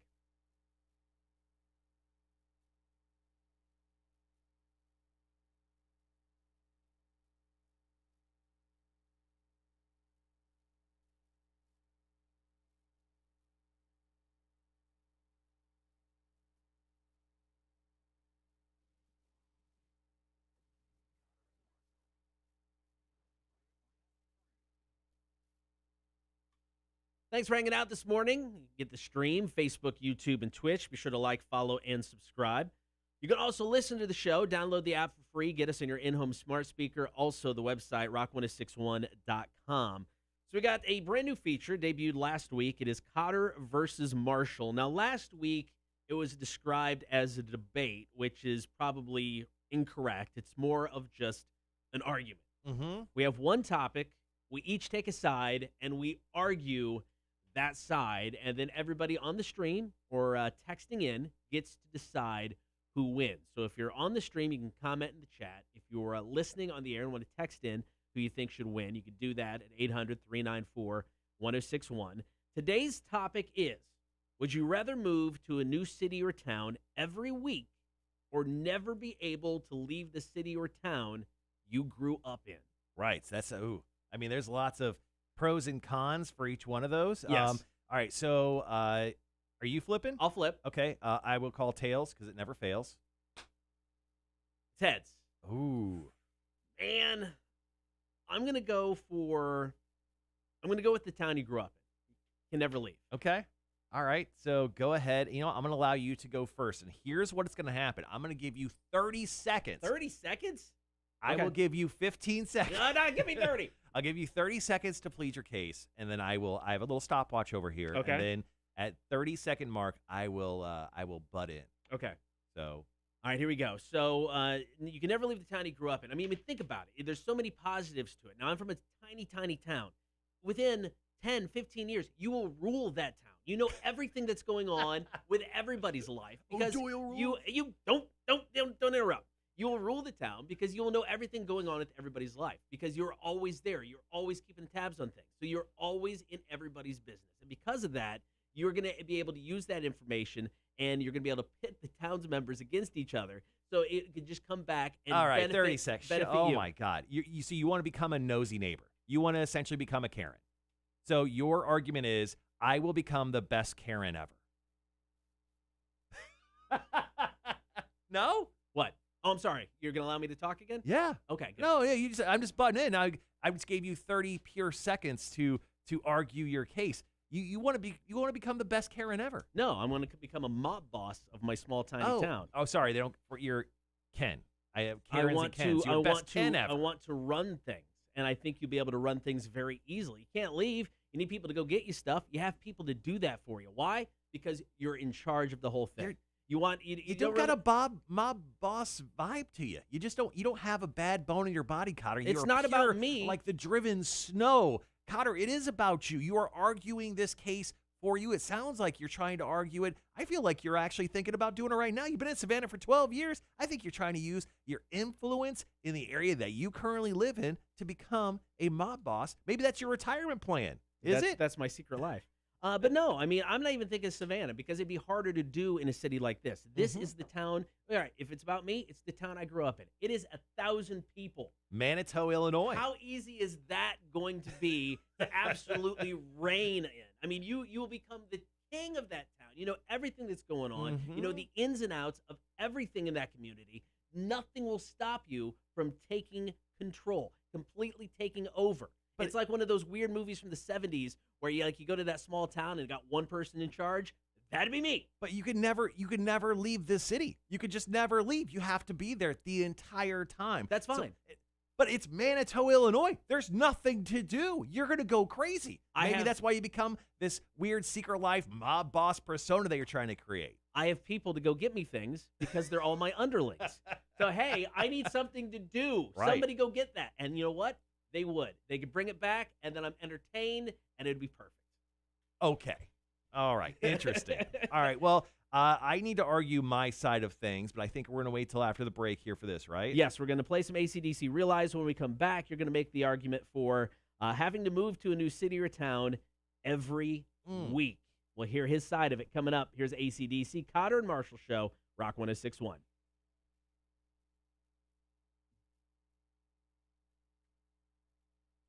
Got a few points I need to write down.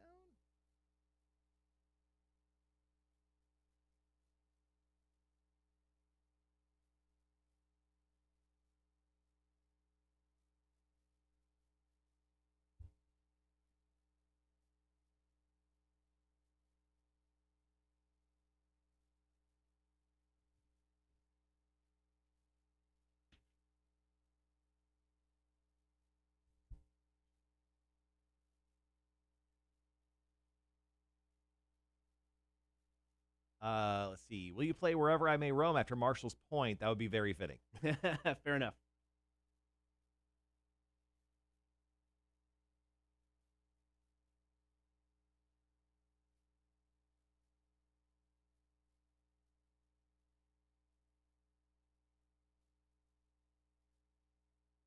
All right, guys. Once again, we're doing Kotter versus Marshall. The question was, would you rather move to a new city every week or never be able to leave the town you grew up in? Kotter just argued his point on never having to leave the town he grew up in. So we flipped the coin. That's what he chose. I allowed him to go first because I went first last week. I felt like it was only fair to let him go first. And then I'm going to retort in this Kotter versus Marshall segment. It is a debate argument. Debargument? Debargument. Yeah, I think it's more of a debargument. I mean, you just rule the town, man. It's absolutely yours for the taking. You just know everything that's going on. You never leave. You're in everybody's business. That's fine. But you know what? It's yours. What do you want? You can make somebody go get it. Really? Yes. Yes. The people will revolt against you. No, they won't. It's 1,000 people. Most of them are old. It's fine. It's fine. You can't guesstimate the age group of that town. Oh, trust me. I bet the average age of Manitou, Illinois is 65. Really? Yeah.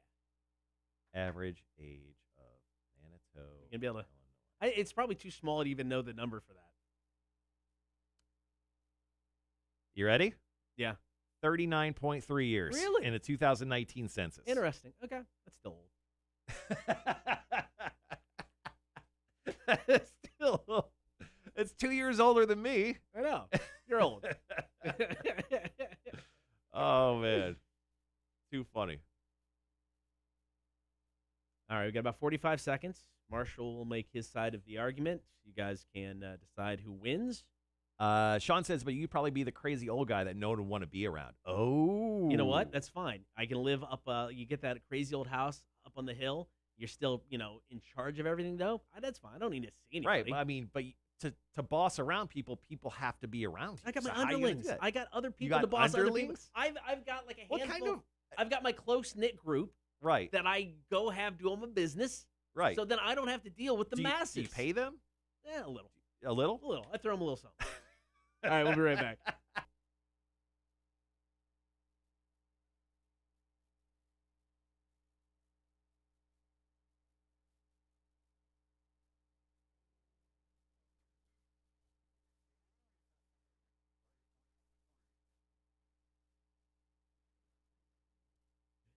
All right, thank you for hanging out. We're in the middle of Kotter versus Marshall. It is our argument. Today's question is, would you rather move to a new city or town every week or never be able to leave the city or town you grew up in? Now, I chose never leaving the city or town you grew up in because I think you can dominate it. And, yeah, you become the Tony Soprano of your town. Exactly. But, I mean, like, you're like brainwashing people, then you're like the Karen of the town. I think there's a lot of negatives. I mean, I don't think you put up a very good argument, but if you would, put 30 seconds on the clock, Kotter, and go ahead and give me 30 seconds so I can fight for my debate or my half of this debate and argument about having to just move to a new city or town every single week. Are you ready? I'm ready. Kotter, just imagine, and ladies and gentlemen, please imagine, you've essentially become Jason Bourne. You're walking there. You're like Kane from Kung Fu, going around city to city, solving crimes, hanging out with people, making friendships, but never actually having to do anything for that friendship. You ask them for favors, and then you leave town. You essentially get to have the greatest life ever. You're Jason Bourne, like you're Kane from Kung Fu. It's just a thing. And you never have to fake those relationships, like I said. And you know what? Possessions, overrated. What do you need stuff for? Little duffel bags, some clothes, some cleaning products. That's all you good. And then, of course, there's no utility bills. So you're why ever pay bills again? Essentially, you're becoming a bum. That's all you're doing. You're becoming a bum. But you have to mooch everything off everybody. But you have to move week to week. So essentially, and I'm living in a very nice week to week or day to day hotel room. Where are you getting your money? Where's this income coming from? I'm hanging out with friends that I make. So you're mooching it off of everybody. Yeah. So you're becoming a bum. Essentially. That's all you're doing. But you know what? I'm having a good time. I'm going on adventures. Maybe I'm just hanging out on the corner. There's tons of people that hang on the corner up here with little signs that say, I'm an Army vet, or, I've made some bad decisions. They make the funny signs. Maybe I just do that a couple hours a day. I take that money and I just go grab a hotel room, I chill. I never have to technically work very much. I mean, this is a great way. Plus, I get to see the country, Cotter. I get to go out. I get to go see everywhere. I can even go across the border. Where are they going to stop me? All the way across every border? How do you have a passport? How are you getting through these borders? I don't need a passport. You're stuck. I can go through the forest, Cotter. The No, landscapes. that doesn't work that way. Yeah, the wall. We saw the wall blow down towards Mexico. There is no wall. I can just squeeze right through. This life sounds horrible. You I basically wouldn't say this life sounds horrible. It is going to be a little rougher than your Tony Soprano like You're not palace. rolling. You're relying on too many people to have to get you through a day. I don't think I am relying on very many people at all. How? Every town you go to, it's different people. So it's not like you're going back to the same people. Or maybe we're not thinking about it even high enough. We're not, when I have to move town, maybe I'm a trust fund baby. Maybe I'm a trust fund baby and I'm actually just going out there having the time of my life, clubbing it every single week. I just think moving to a new city or town every single week sounds so much better. I get to see the world. You're stuck in some small little podunk town where the average age is 39.3 years age. I mean, those people are going to eventually hate you, Cotter. I'm just saying, I don't have to actually even give people the thought process to even begin to hate me. I'm gone within 7 days. I would rather rule the masses than wonder where I'm going to get my next shower from. And then that's basically what you're saying. Okay, I don't shower very much in the first place. So joke's on you, Cotter. That's the joke's best on argument you had right there. Mm-hmm. All right, so who wins the argument, Cotter or Marshall? Would you rather move to a new city or town every week or never be able to leave the town or city you grew up in? Comment now on the chat or text in 800-394-1061. Who won, Cotter versus Marshall? Gibby goes to be a very spiritual journey. I think it would be. Yeah, but after a while, you're like, I'm done being spiritual. I just want to sit down and not go anywhere. I want to stick around for more than I got a week. 7 days. I got 7 days. Yeah, but it's only a week. Then you have to think about leaving Jesus again. Jesus rested every single Sunday. That's all I need, man. That's all I need. You got to worry about too much. You got to think about, I got to, do I have enough stuff to live off of? I mean, where am I going to get this? It's not worth it. Yeah. It's a headache. Where am I going to sleep tomorrow? Sean, Gibby, guys, girls, everyone, please go ahead and write in the comment section who you thought won that very precise debate argument, between Cotter and myself, if you don't mind. All right. So we got Metallica coming up next, Wherever I May Roam. After that, we'll announce our winner of Cotter versus Marshall, and then we'll talk NCAA championship, which went down last night.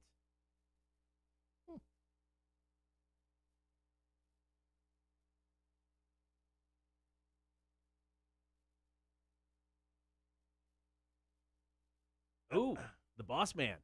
Right. I'll take it. Yeah, I mean, just Wilborn's got some mob boss vibes to him anyway. I learned from the best. Just the other day, you said you haven't learned shit from Aaron Wilborn. You actually screamed it out loud. That's the one thing you kept screaming over and over for an hour. That's and what I didn't I screamed. understand it. Yeah, it's so weird. Yeah, I know. That's why I pointed it out.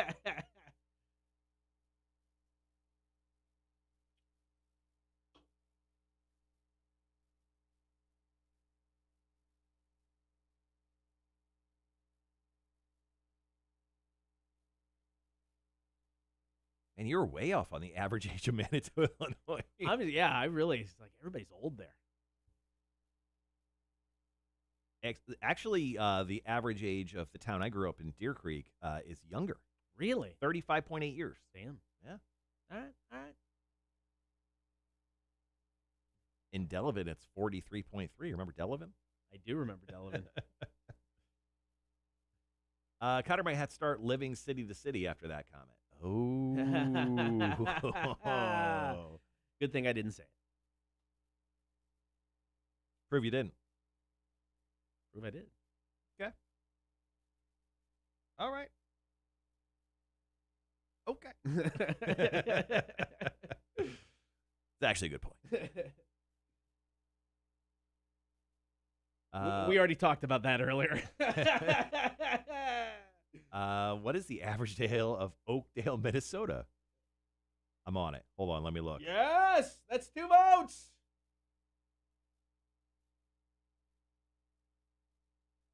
No, we had that discussion about someone named Gigi earlier. 39.6 average age in Oakdale, Minnesota. A little older.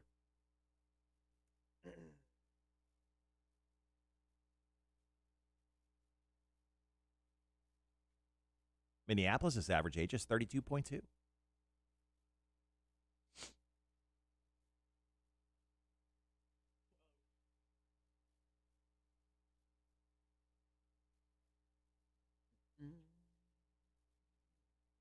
Oh, boy.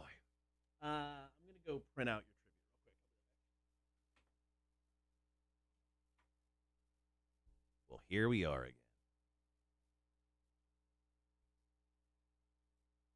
All right, guys, we're in the 8 o'clock hour. Thanks for hanging out with the show today. We're going to do trivia here in just a little bit, but first we're going to make sure that we give big ups to our Kotter and Marshall Madness winner, Tim French from the Beaufort area.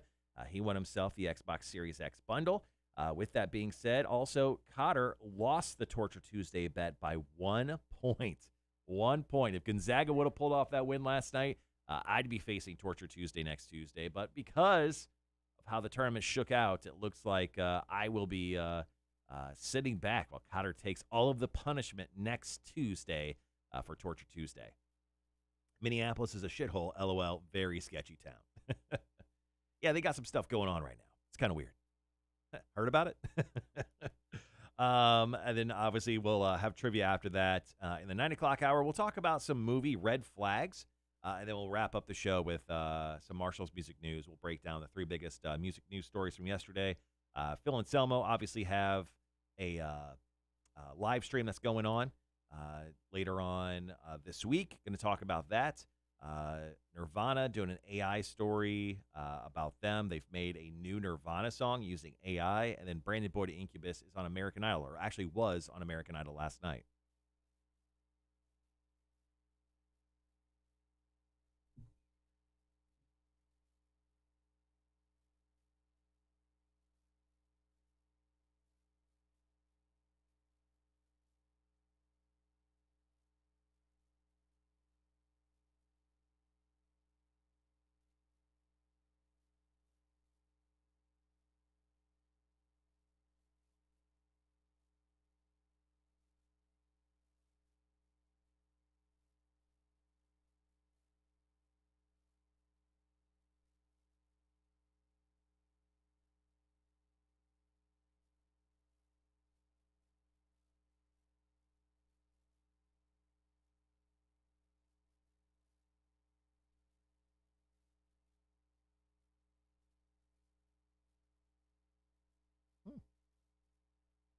So ESPN has fired Paul Pierce. It was they fired him in reaction to doing an Instagram video during Saturday night's NCAA March Madness game. It was when Gonzaga was playing on Saturday. He put up an Instagram video of like 3 minutes. He hired a bunch of strippers just to come to his house, and ESPN just fired him for it. Interview: Pierce filled his Saturday night with a game of poker with the fellows as an in-home haircut and a booze fest with several multinational strippers who twerked on a live stream to his 858,000 Instagram followers. He apparently has apologized via a notes app, which is the classic way to apologize nowadays. And he no longer has a job with ESPN. His Devil Hour video. Oh, that's a crappy way to go out, man. Sometimes you just got to stay the hell off social media. Yeah. I mean, and it's one of those things where it's like, you knew better. You know what I mean? That's just a common sense thing.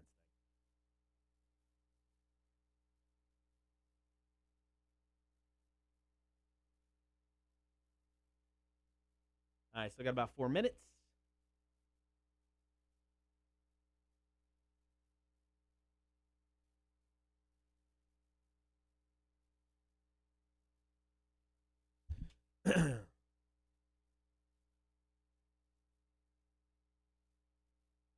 Oh, man, he must have had the sacking coming to pull that up.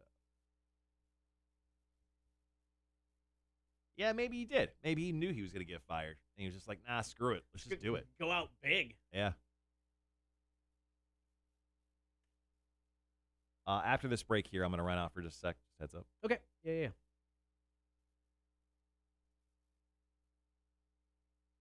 All right, we've got Are You Smarter Than Community College Dropout right around the corner as well. 9 o'clock, going to talk some movie red flags, things to keep a lookout for before going to see a movie and whether it's going to be good or not. We'll wrap up the show with Marshall's Music News.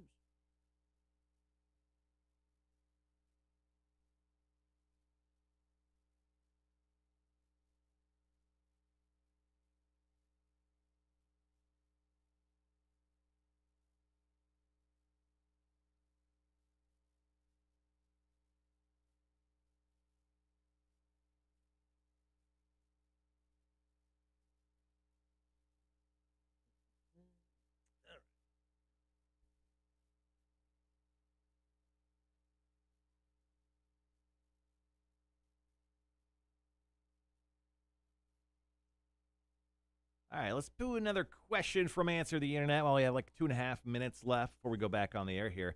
If your TV remote didn't work and you were sick and couldn't get up all day, what channel would you put on for the entire day? Oh.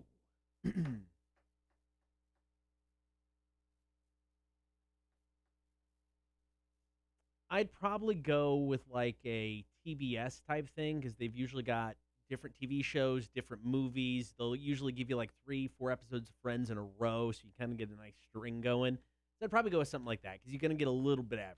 Yeah, if I could determine the channel I'm on, if I'm really sick and feel like I'm just going to sleep all day, I would probably throw on the History Channel. Okay, whatever History Channel thing is on, I'm most likely sleeping through. If I had a choice where I was watching, I don't know, it'd be split in between Comedy Central and ESPN. Comedy Central would be a good one. Yeah. Anything on the any food network is fine. Yeah. Those shows are mindless. Aaron goes ESPN, Gibby goes Discovery Channel or Comedy Central. Yeah, pretty much. Yeah. If I could just watch like a marathon of Mythbusters, because I could sleep through and be intrigued by that show at the same time, depending on the episode, yeah, I would probably go with that. They tried to bring that back with different hosts. That did not work. Ugh. Yeah, and then the Three Side Guys tried to do that White Rabbit project, and it just wasn't. I mean, it wasn't entertaining. It wasn't the same feel. And then Grant passed away, man. Still crazy. He had an aneurysm and passed away. Something like that. That was nuts. Yeah, the White Rabbit thing, it was okay. But yeah, I agree. It just wasn't what wasn't the show at all. I mean, and that's what I was kind of expecting. I think that everyone was expecting just essentially Mythbusters Part 2, just a different name.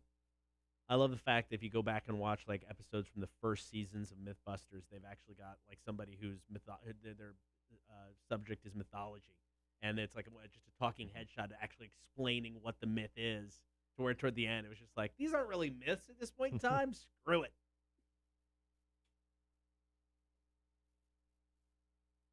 They did a Breaking Bad episode that was really entertaining about how they had eroded the bottom of a bathtub on how to essentially get rid of a dead body. Yeah. And I just remember that episode because they literally couldn't share the combination of chemicals because it would not be a good thing because it essentially would give everyone a blueprint on how to destroy bodies. All right, guys, be right back.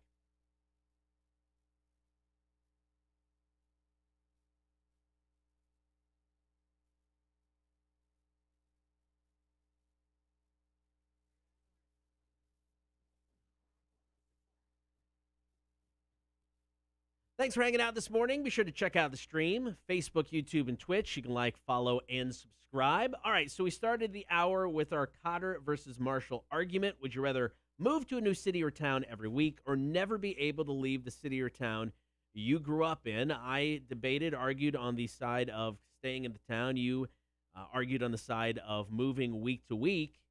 It looks like people are picking me, man. Cool. Cool story, Kotter. Everybody wants to be in charge, man. Everybody wants to be that mob boss. Yeah, everyone wants to be in charge until they realize how much work it is to keep everything in line. Once again, underlings.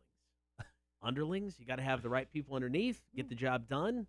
After a while, you really don't have to do much. You sit there, reap the benefits. That's usually what you think. But, there's always people coming after the crown, as they say. I've been watching a lot of shows where that's been happening. Yeah. I don't think you'd be mob boss long. It's a town of 1,000 people. I think I'm good. Really? Yeah. You don't think one No. has ambitions? No, they don't. All right, let's talk March Madness. Of course, the men's final was last night. And I don't know if anybody saw this type of thumping coming. Gonzaga not getting it done. Baylor beat them by 16 points, 86-70. It was an ugly game. No one saw it. Yeah, you're right. No one saw that coming. Everyone thought Gonzaga was going to pull off that perfect season, the first one in 30-plus years. Yeah. I think Indiana was the last one that did it. So, I mean, it was a crazy game. Was not expecting that, and now we know who is taking home that Xbox Series X bundle, getting the Xbox Series X, getting that extra controller, getting Madden, getting a couple digital code stuff, getting some gift cards. That is our friend Sir Excuse with his bracket, which he entitled, Who the Hell Knows? You do, man. You do. So congrats to Tim French, 87 points. Second place, Aaron Smith with 83 points. You scored the Xbox Series X. Now, of course, we had the bet on the line. I needed Gonzaga to win. They didn't. So that means a week from today, I will face one of our most epically, stupidly awesome Torture Tuesdays ever. I'm going to shoot 10 baskets at a Nerf hoop. I'll do it blindfolded. Every time I miss, which will most likely be every one, I'll have one of 3 tortures thrust upon me. Yeah. Be whacked across the back with the kendo stick by Voodoo Jack. Whoa, the back? We didn't agree to where they'd hit you. On the back by Voodoo Jack. I'm not getting hit across the head. I'm not saying the head. I'm just saying that it should be chest or back. What? We didn't. No, we never agreed to that. We just said you get hit by a kendo stick. I mentally agreed for both. We've also got hot peppers, and then there is the dog collar, the electric shock dog collar that I'll have on. This is the one thing I have passed on for the past 7 years. I was trying to pass on it again for as long as I could, but next Tuesday I'll get shocked on the show for the first time. You agreed to the terms, man. No, I'm not backing down. Yeah. No, I'm in. I like I said, I have come to peace with this torture. I'm ready. Bring it on. I feel like you almost didn't read the user agreement, like the terms and conditions. I've never read those anyway. Yeah. And then, more importantly, when it comes to the shocks, I mean, the collar has, different shock levels, Yeah, I 1 get to that. 16. Yeah, I get that. I mean, so I think I'm going to mix it up. You should. I mean, I did that with you. We started low. We worked our way up. I'm fine with I that. definitely don't think I'll do that. Well, no, that's fine, too. Yeah, No, whatever. It's fine. I may go 15 on the first one, then drop it down to like a 3, then up to a 10. Yeah. And then really just max it out for the other ones. I don't know. I don't know what I'm going to do. It's going to be a lot of fun. So I'm going to get shocked 10 times. I will not get hit by a kendo stick because you're just going to take advantage of it because it'll most likely be the only time, keep this in mind, it'll probably be the only time you get to shock me. Why is that? Because I never wanted to do it before. I doubt I'm going to like it. So it just may, prove my point of this is never happening Well, maybe again. you'll realize it's not that bad. Maybe. And then you'll be like, okay, I can get shocked now.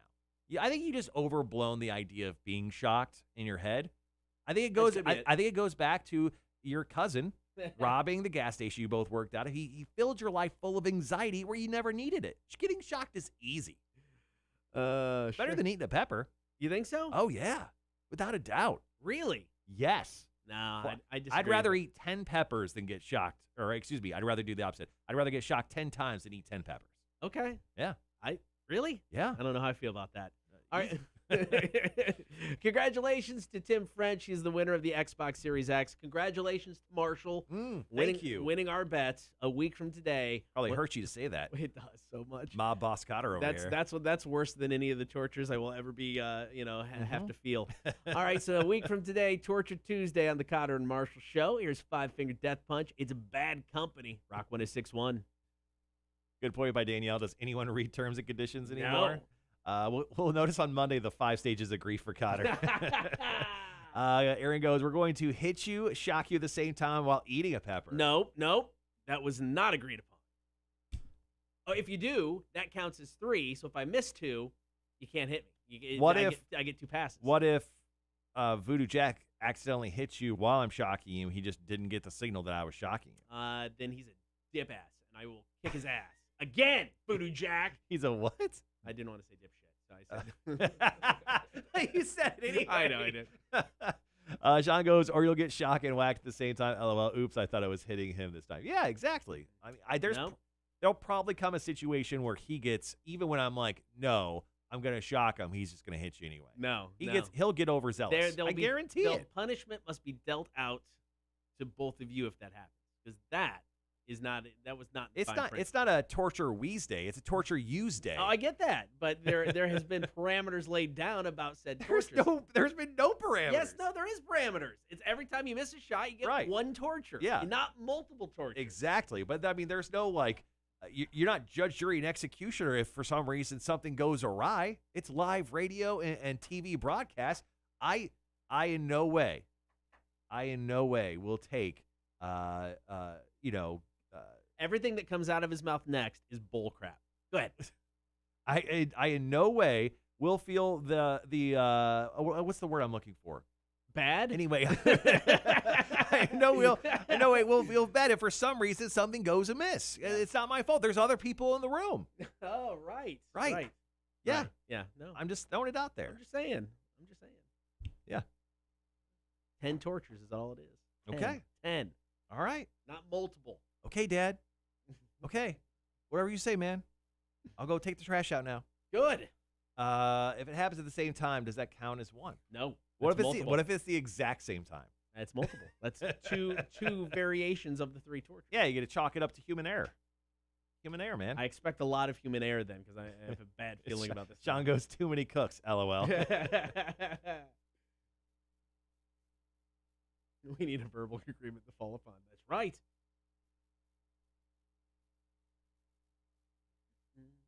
How much time we got? Minute and a half.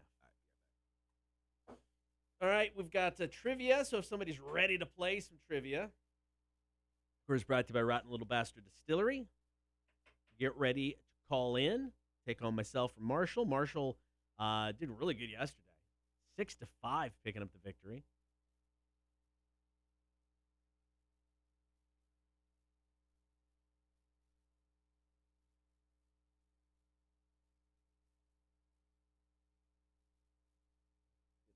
Ready, trivia.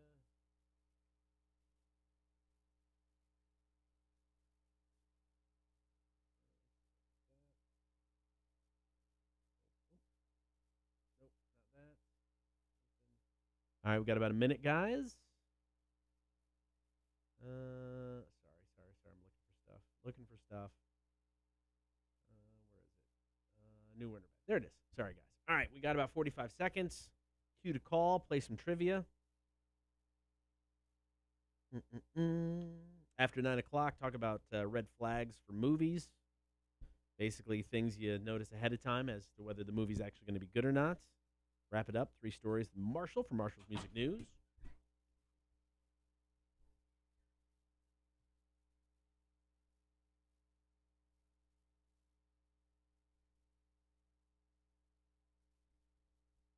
All right, guys, be right back.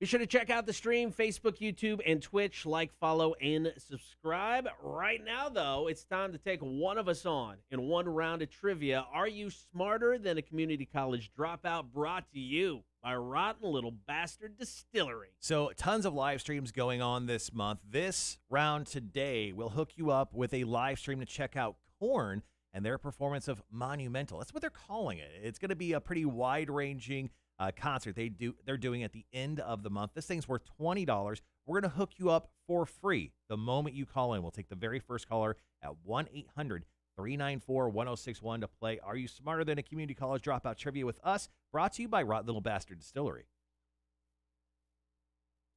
That on. There's that.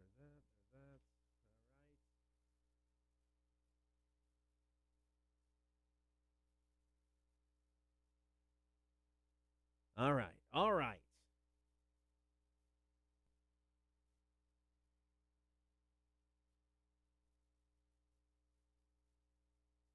What is Cotter's safe word? That's a good question. We'll find out. Morning, Wanda. What's up, Wanda? It's always twat waffle with Gibby.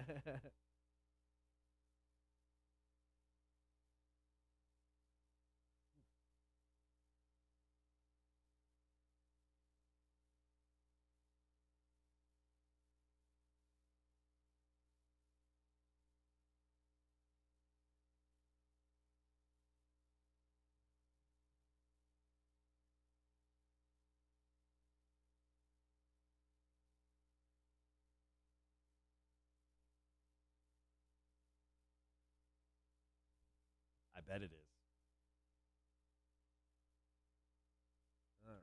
All right.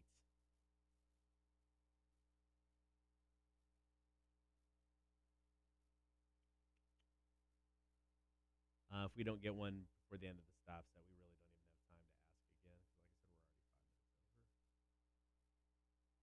over. Okay.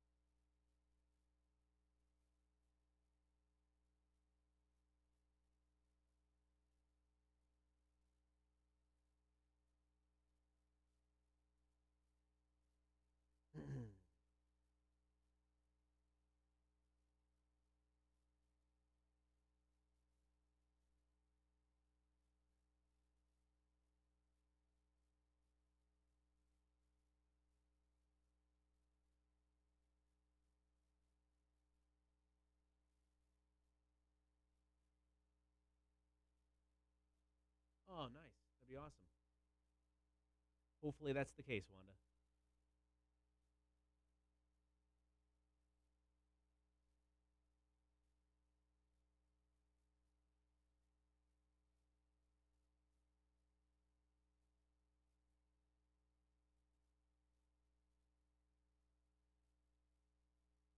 I think I might try to post um, to the Facebook page and ask, hey, if anybody's wanting to play, comment here. We'll call you in the morning. See if we can get some more takers. Okay. And then that way we'll have some backups if needed.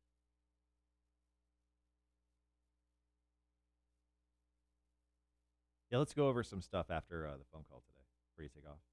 If you got time. If not, we can do it later. Can we do it prior to the phone call? Sure.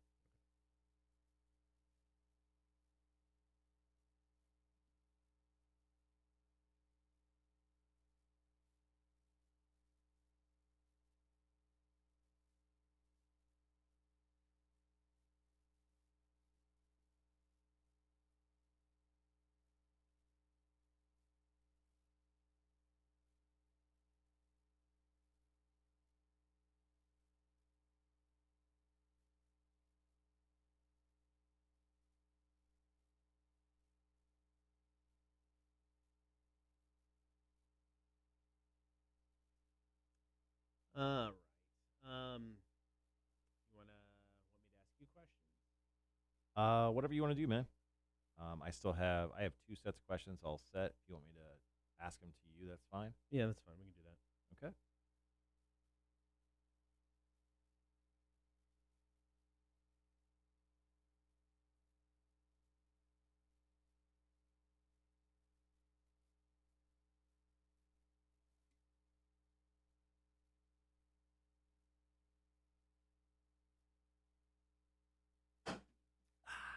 Nailed it.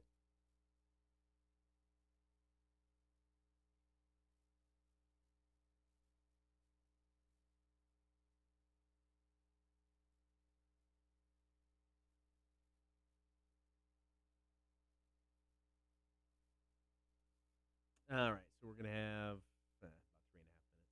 Okay. Sorry, I'm just getting some stuff set over here. Yeah, you're fine, man.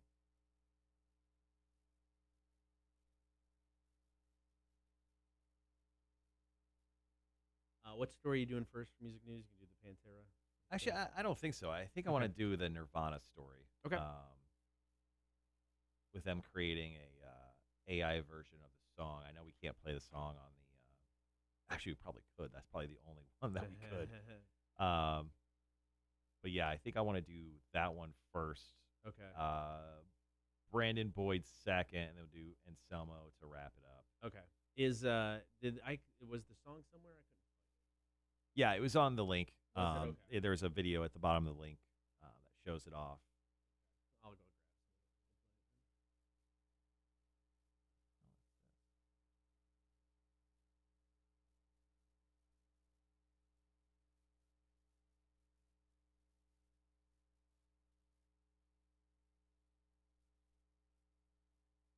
Wanda, how long were you up in Philadelphia for? I feel like it was at least a month, right? You started talking to us right there. I mean, right at the beginning of the show. You were up there for a good while.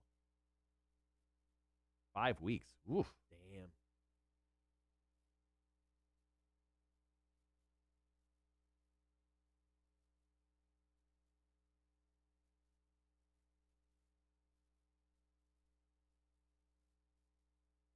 I beat Rudy yesterday, 6-5. Okay, there you go.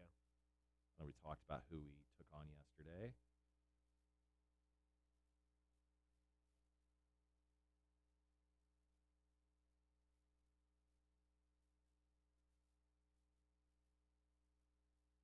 Ooh.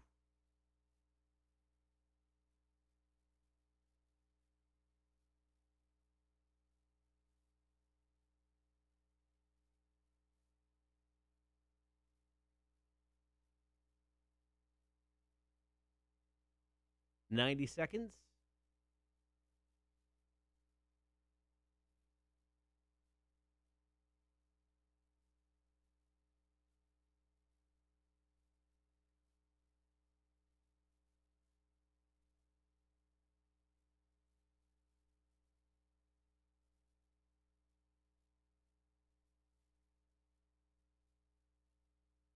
One more hour to go after this.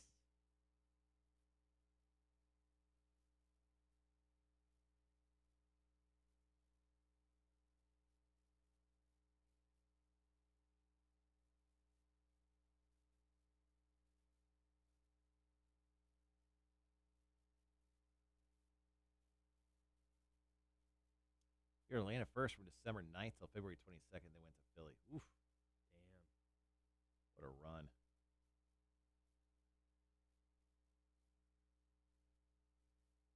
All right, 30 seconds.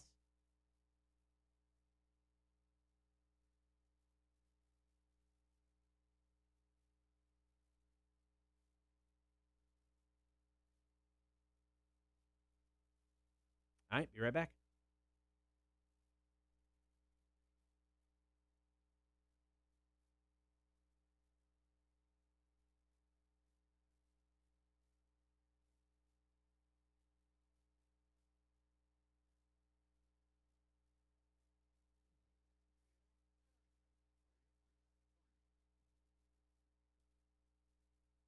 It is time for Are You Smarter Than a Community College Dropout? It is brought to you by Rotten Little Bastard Distillery in Beaufort. We got a fear forfeit round, so that means you're going to ask me 7 questions.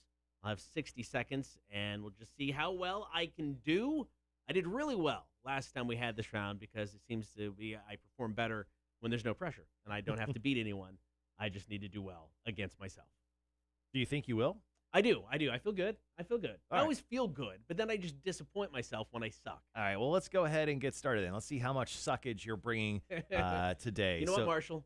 When I suck, okay. I bring all of the suck. That's positive. All right, so let's go ahead and begin. Your time will begin after I ask the first question. You got 60 seconds. Good luck. What actor has been killed by an alien, a predator, and a Terminator? Is it Bill Paxton or Lance Hendrickson? Oh, I'm going to say Lance Hendrickson. Incorrect. John F. Kennedy was a member of which political party? Republican. Incorrect. Damn it. Which fruit can restore your health in Donkey Kong 64? Bananas. Incorrect. God dang it. What is Ethiopia's main commercial crop? Is it bananas or coffee? Bananas. Incorrect. The NBA just announced their draft. Which month is it happening in? Oh, I have no idea. June. Incorrect. Cotter, true or false? Chris Jericho donated $3,500 to a slain Uber driver. False. That is correct. You got that one 2,500. right. Yeah, it was 2,500. And finally, question number 7. You got 15 seconds, so take your time. What U.S. city is known as the Emerald City? The Emerald City. Seattle, Washington. Correct. 2 out of 7 today. I told you, when I bring the suck, Wow. I bring all of the Yeah, suck. you took a garbage can and hit everyone over the head with it. Old wrestling style. All right, coming up top in the 9 o'clock hour, we got 7 red flags to look out for. Tell if a movie is worth watching, and then we'll wrap up the show with Marshall's music news. It is the Kotter and Marshall Show, Rock 106.1. That was horrible. Oh, man. Yikes.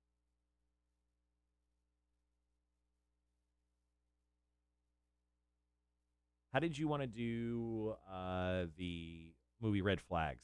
I've got some for the first two. I don't have one for three. So we can do cover the first three in the first break, and then do the second, or do the first four, because then at the end I've got some of my own. So cover the first four in the first break, cover the last three in the second break, and then I've got a few red flags of my own to throw in.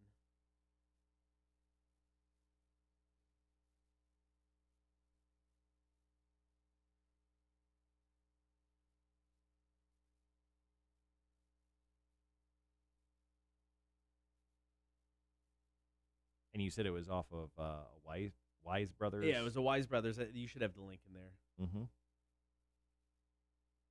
It was an older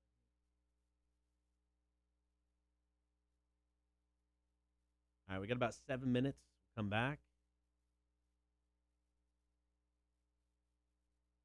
I was going to mention the 20th anniversary weekend, the first break.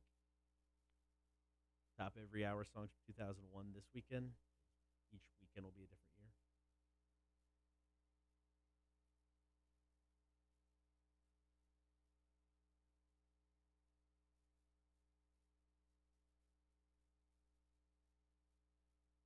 I don't have much information on that. Did you shoot that to me too? I just missed that. You should have the email for the link. No, for the movie Red Flags, y'all have Yeah, that. No, I'm sorry. I'm talking about the weekend.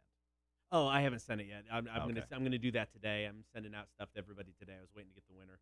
The weekend thing is literally it's this Friday starting this Friday. 20th anniversary weekends kick off. Every weekend we'll have a different year that the station's been on the air that will be featured at the top of every hour. Okay. 2001 is this weekend since that's our first year. Mm-hmm. We'll go all the way up to 2020. We won't do a 2021. Then Labor Day weekend, we're going to do a top 500 countdown of songs within the 20 years of rock. Okay. So, yeah, I'm just going to send out some talking points today to everybody.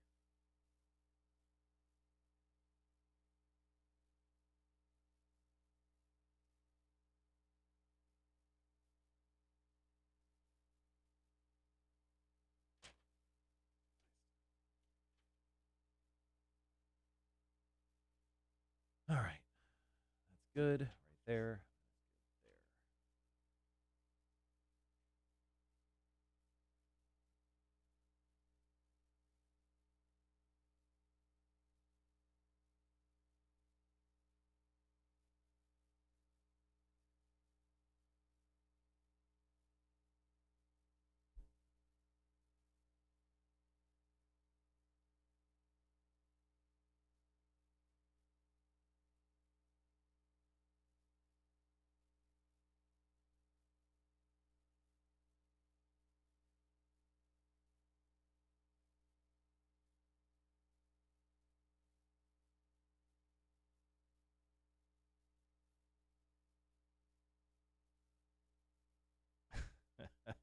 If the critics are calling it laugh out loud funny. Marshall, I was going to order Nancy's last night, but the wait was 70, 80 minutes through Uber Eats. Yeah.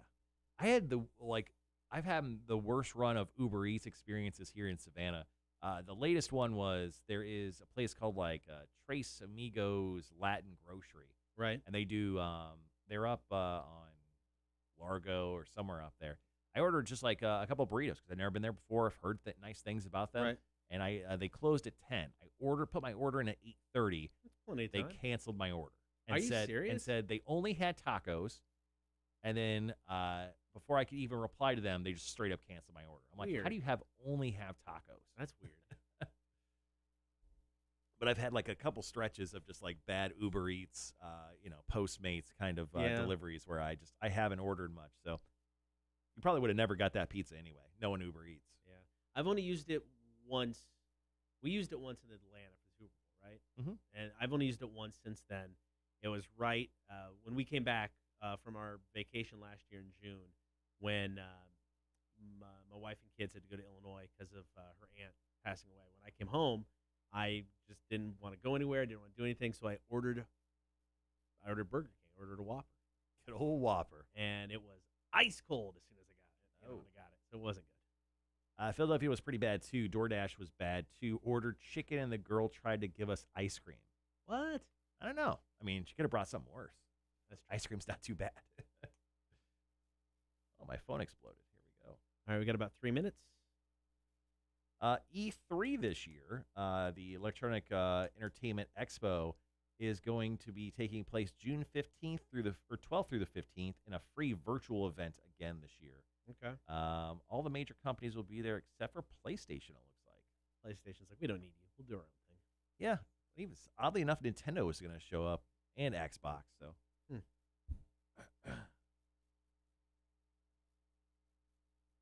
Playing some video games just last night.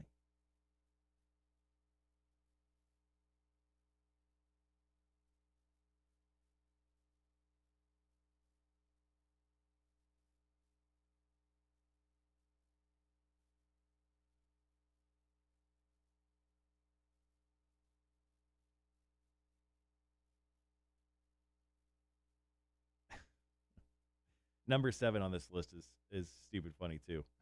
Yeah, that one was actually hard for me to really find options, so I just kind of went broad and generic with that one. I couldn't think of movies that just started out right away with a crap ton of nakedness that wasn't just porn. Mm-hmm. And even then, I mean, at least got to answer the door to let the pizza guy in.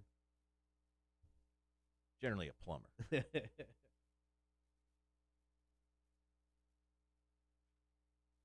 All right, 90 seconds. Wanda says, I complained so much about the food missing from our orders. Uber Eats said they could no longer help me with refunds. Wow. Holy crap. You just had a bad go. Yeah, that's not a good run at all. Postmates has probably been maybe the best run. Okay. I had some good experience with Postmates, but Uber Eats is just, I mean, it's just bad every time. Plus, I mean, it just felt like, especially in the last year or so, like the selections, just where I live in Georgetown, it's terrible. I mean, they can only, like, Uber Eats will only do like 6 different places, and 3 of them are within like half a mile of my house. So, Yeah. like, why would I even do that? At least Postmates, I can get most of the city to deliver to my house. Okay.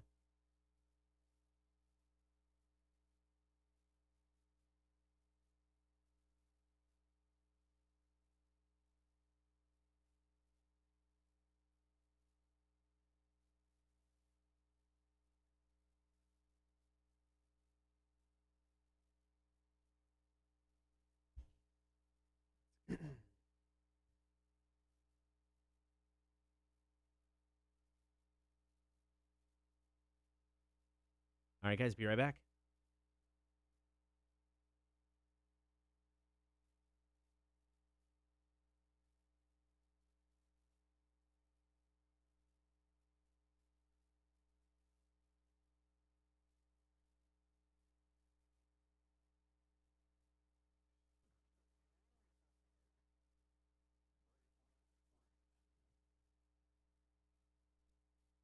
All right, thanks for hanging out this morning. Get the stream, Facebook, YouTube, and Twitch. Now, of course, 2021 is the 20th anniversary of Rock 106.1. So coming up this weekend, we're going to kick off 20th anniversary weekend. So basically, every weekend we're going to highlight a different year since Rock has launched. Yeah. Since we're kicking that off this weekend we're highlighting songs from 2001. We're going to like put blocks at the top of each hour. Some songs you hear on a regular basis, some songs you probably haven't heard since they came out 20 years ago. So, I mean, what are some of the rare gems that we can expect this weekend? I don't have the list put together yet, so thank you for asking, and I'm not prepared. I'm sorry. That is something I'm working on this week. Okay. So there you go. Good. I That's- will let you know. That's future Cotter problems. I will let you know. So that is coming up. All right, so we've got 7 red flags to look out for to tell if a movie is worth watching. And sometimes, I mean, I think you see a lot of this stuff as you're watching a trailer or getting information about a movie, and sometimes you maybe take the advice, other times you just blow past it because, like, I'm dedicated to seeing that movie for whatever reason. Like So- Suicide Squad. Yeah, exactly. So the number one thing on this list of the 7 red flags, if it's a comedy and the trailer does not make you laugh at least once, don't bother.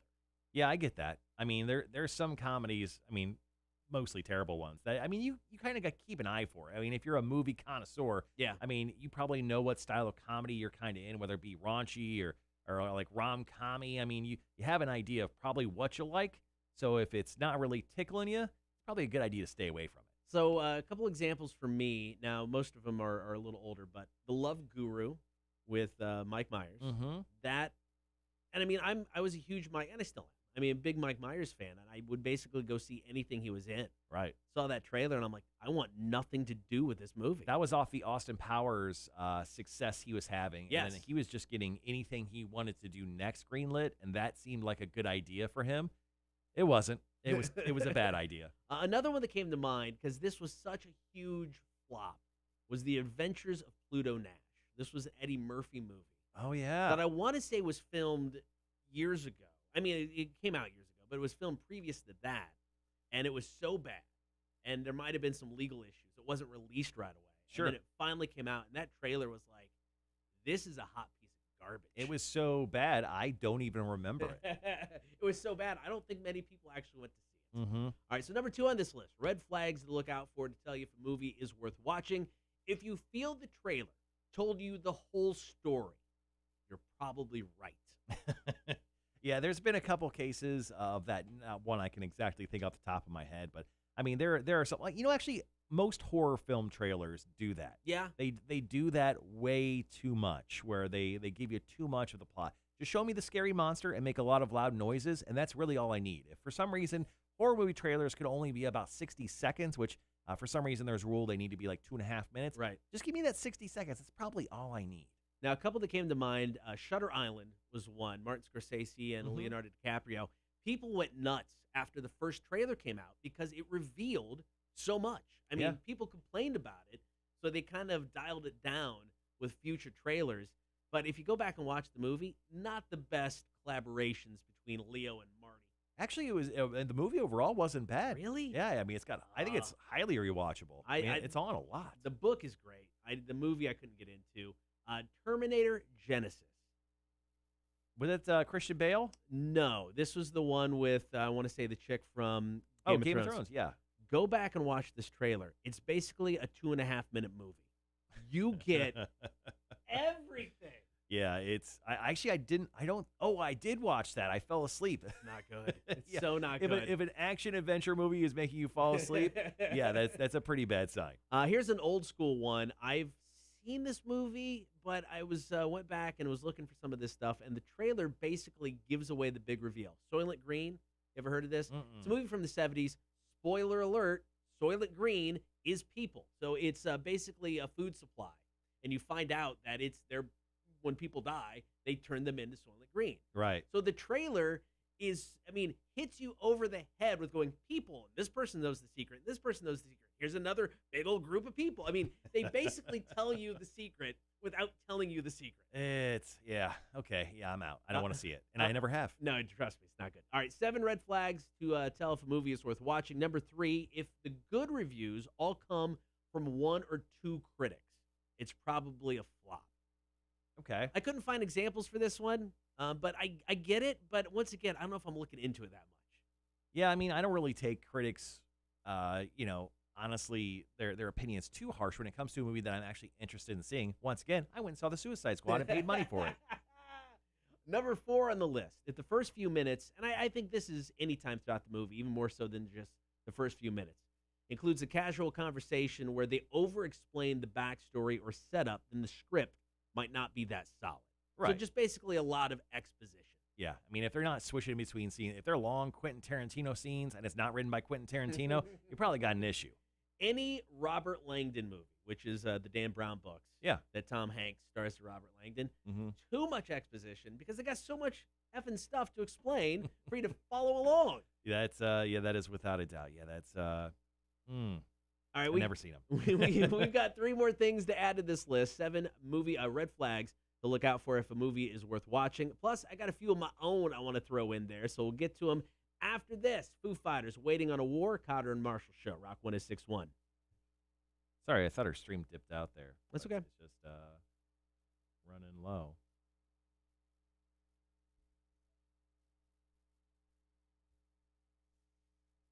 Oh,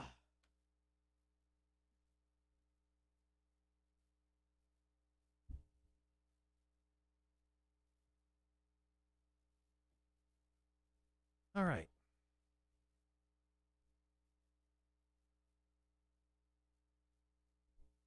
So we'll wrap up movie talk here in just a moment, and then we'll jump into music news. Then we'll do a wrap for the day.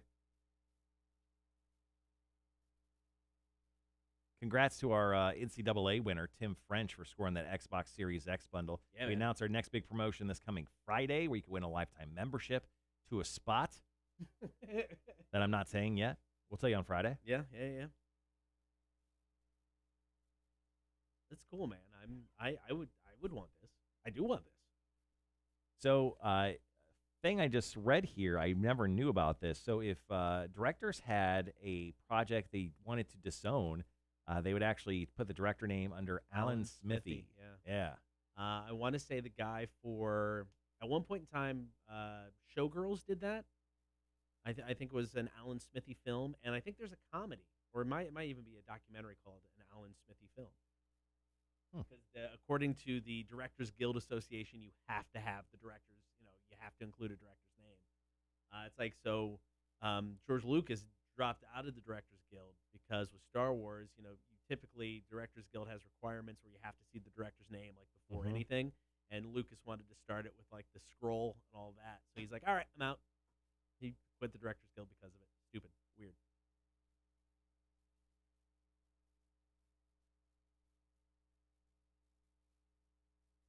The Nut House, written by Scott Spiegel, starred Bruce Campbell, Ivan Raimi, and Sam Raimi, who went by Alan Smithy Jr.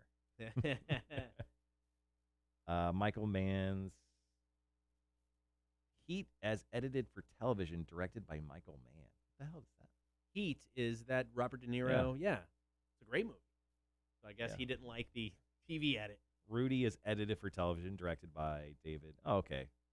So those are the TV edits. That's a weird one to take your name off of. Yeah. Rudy? Really?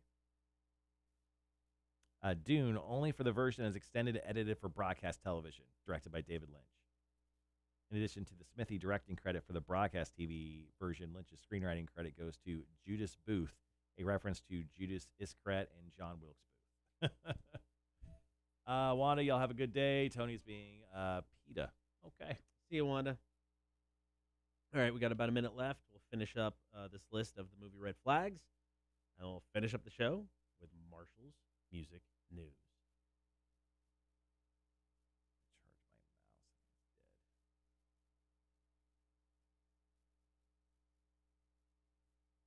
So are you doing 5 through 7 here? Yeah, 5 through 7, and then I've got just a few to add at the end, and then we'll be out.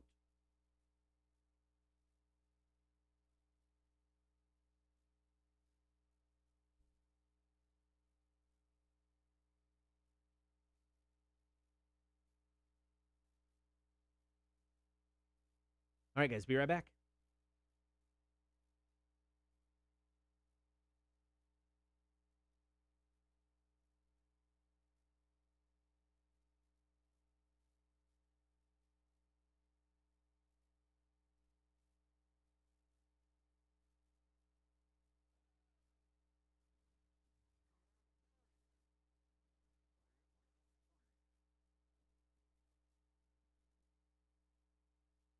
Good morning. Thank you for hanging out. It is the Kotter and Marshall Show. Be sure to get the stream, Facebook, YouTube, and Twitch. Like, follow, and subscribe. Right now, we're talking about 7 red flags to look for to tell if a movie is worth watching. Number 5, if the ad says critics are calling it laugh out loud funny, it's probably not. And if you find out they didn't screen it for critics at all, it's definitely bad. Yeah, when you don't get an opportunity to see reviews, at least prior to it, and if you're like finding out while the movie's released that opening weekend about how bad, good or bad it is, that's definitely not a good thing. Usually they release, they do the review embargo. Right. If a movie comes out on Friday, the review embargo becomes null and void on Wednesdays, like usually Wednesday at midnight. So you should hear all the great reviews at least a minimum of 3 days before the film comes out. I think Dumb and Dumber 2 was one of those movies. Mm-hmm. And the trailer, I knew it wasn't going to be good, but the trailer didn't make me hate it. Are you talking about the one with the guys not in it, or with No, Dumb and Dumber 2, T.O., the actual sequel to the original with Jim Carrey and Jeff Daniels? Yeah. Yeah. So, I mean, you watch the trailer and you're like, okay, it doesn't look great. but it could be funny. Yeah, it's the guys. It's the guys you know from that very funny thing. But then you watch it, and you're like, that the only funny part is Jim Carrey waking up and playing the trick on him being in a coma for 20 years. Just the fact that he carried the joke for that long. But no, that movie was absolute garbage. Number 6 on this list of movie red flags. If it's based on a true story that happened in the last year or two, then they rushed it through, and it didn't. They didn't give it enough time to make it good. So every GameStop documentary and movie you're about to see Yes. about their stock thing is going to be probably terrible. Well, and that's kind of what I'm thinking about with the Tiger King stuff. You know, are those movies going to be good? Because trust me, they were rushing to get those done. I don't think any of those are actually going to come out. I think that was just kind of a fun thing they were talking about, and it's not really going to happen. I agree with that because I think we are so far beyond Tiger King. I mean, memes are still funny. It's been a year. But you know what I mean? The memes are still good, and that's fine. But when it comes down to it, would I watch it? Probably. Would I be excited about it? Probably not. I would watch the Nicolas Cage one, but not the Yes. Rob Lowe one. That's true. Good point. Yeah. All right, number 7 on this list. If there's unnecessary nudity in the first 10 minutes, you can probably turn it off unless that's why you're watching it. I couldn't really think of any movies outside of just every 80s teen comedy. I think forgetting Sarah Marshall, I think Jason Segel actually had some full frontal male nudity in the beginning of that film. I don't think it was within the first 10 minutes, but possibly pretty close. That movie was good, though. I like that film. I thought that was a great Yeah. film. I had a few to add to this list. So there's some additional red flags to make sure a movie is good or not.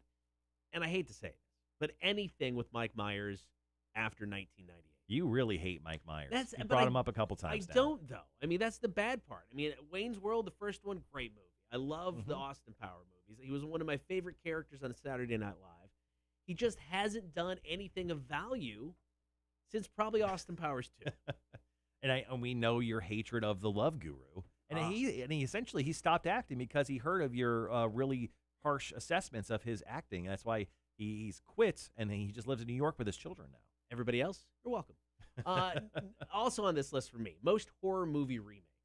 You get the occasional one that's good, but like the remake of Psycho, the remake of with Vince Vaughn, yeah, the was remake bad. of A Nightmare on Elm Street. You know, those are things we didn't need to see. I mean, I think the first Halloween from Zombie was pretty fun, you know, Yeah. but I mean, for most part, if it's a remake, probably not worth your time. Speaking of remake, they're actually going to be doing a remake of Texas Chainsaw Massacre, which is See? going to be like a direct sequel to the very first film. No, It will probably be bad.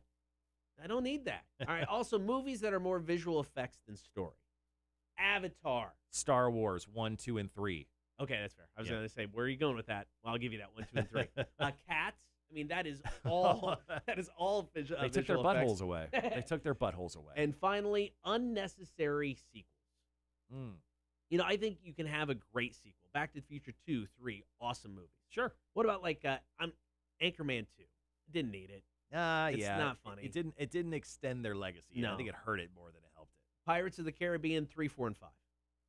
They were films that happened. I don't quite remember them, but I know they existed. All right, there you go. Some movie red flags to help you determine whether a movie is worth seeing. Coming up next, going to wrap up the show with Marshall's Music News. It's Kotter and Marshall Show. Rock 106.1. Morning, Nathan. Yeah, the new Candyman actually looks really good. Speaking of reboots. That's true. I mean, that one, the trailer looks good. The director behind it also is having some major success. Her new version of Candyman was so well received, apparently, by her peers that she is actually doing a Marvel movie next. I Oh, that's believe. awesome. So, yeah, she's making some moves. I like the first Candyman. It's one of those movies that was that early 90s, probably. Yeah, I want to say so. The first Candyman came Yeah, out. it was one of those. It's like There was only 2, right? I think so. There were like this boon of just horror movies that came out in that time period, and only if there was like the what was the movie, The Shocker, where the guy like passed he was a mass murderer who got electrocuted, but he passed his body on to different people, so everybody he like took his personality. I don't know. There's all these movies like that were just garbage, but then Candyman kind of stood out to me because it was so different, and it's just like it was like nothing else that you could watch. 1992 was Candyman. Okay. And Candyman Farewell to the Flesh was in 1995. Okay, There was Candyman Day of the Dead in Ooh. 1999. keep the hits coming. And then Tony Todd is set to reprise his role in the upcoming Candyman, which is coming out this year. Oh, that's And cool. a direct sequel to the original 1992 film. All right, so they're getting rid of. We're going to pretend that Farewell to the Flesh and Day of the Dead never happened. They're pulling the Halloween thing. Yeah. Some horror remakes I'm down, but most are hot garbage. Yeah. Yeah, it's a tough one, man. It's a tough one. I really like. I like all the Evil Dead films. Call them horror, call horror Yeah. comedy horror, whatever you want to call them. Those were fun. They still hold up to this day. I was actually just watching. Army of Darkness was on like HBO or Max just the other day, and I was watching a good part of that when I got home. I mean, I really wanted, and I get it. To remake Nightmare on Elm Street is just bizarre, without Wes Craven. Or was he involved in the remake? I don't think he was. I don't think he was. No. And then I'm obviously without Robert Englund, but it's just like I wanted it to be good because it was one of those things to where can you do something a little bit grittier and a little bit, that didn't have that 80s kind of horror movie vibe to it. Mm-hmm. And I'm like, it could be cool. Man, was it not cool? Yeah, I mean they went with a grittier approach to it, where Freddy Krueger was a rapist, essentially a child rapist or whatever he was, child molester. But yeah, that was a different take. I really like the actor who portrayed him because he was the same guy who did Rorschach in the Watchmen films. Haley, yeah, something like that. Yeah, he is from the Bad News Bears. He's one of the kids in Bad News Bears, the original from the 70s. Mm-hmm. Yeah. John. Jackie Earl Haley. Okay. Bad News Bears in 1976. There was a sequel called The Bad News Bears in Breaking Training, 1977. They did one where they went to. They do one where they went to like Tokyo or The something. Bad News Bears Go to Japan in Yeah, there we go. 1978. He had a lot of work as a small child from 78 to 76 to 78. Anything after that? Watchmen. Yeah. And I think that's an underrated Early movie. 10s. The Watchmen's really good. I liked it. We got to go back and finish the TV series since we got HBO Max back. We weren't able to finish that the first go around, but I thought the Watchmen movie super underrated. Yeah, I mean that's another Zack Snyder film as well. He did like a mega cut where there's actually inside of the Watchmen comic book there is a comic book that they show you, and he actually intercuts that into the film. Oh, nice. About like a washed up pirate or something. Because what's his face? Negan plays the one guy. Yeah, the TV series is great. The Watchmen TV series. Yeah, no, really liked it, but we just didn't have a chance to finish it.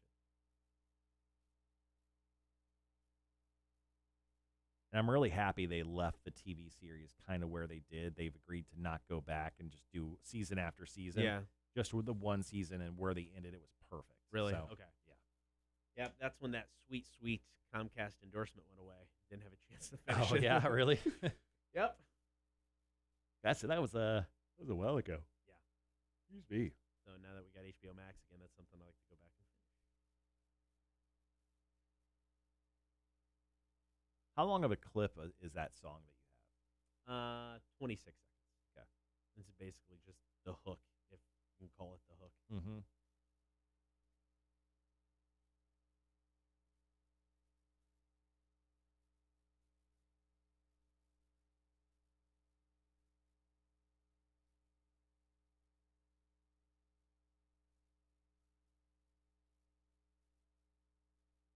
All right, one more spot, and then we're going into System of a Down. I have about 4 minutes after that.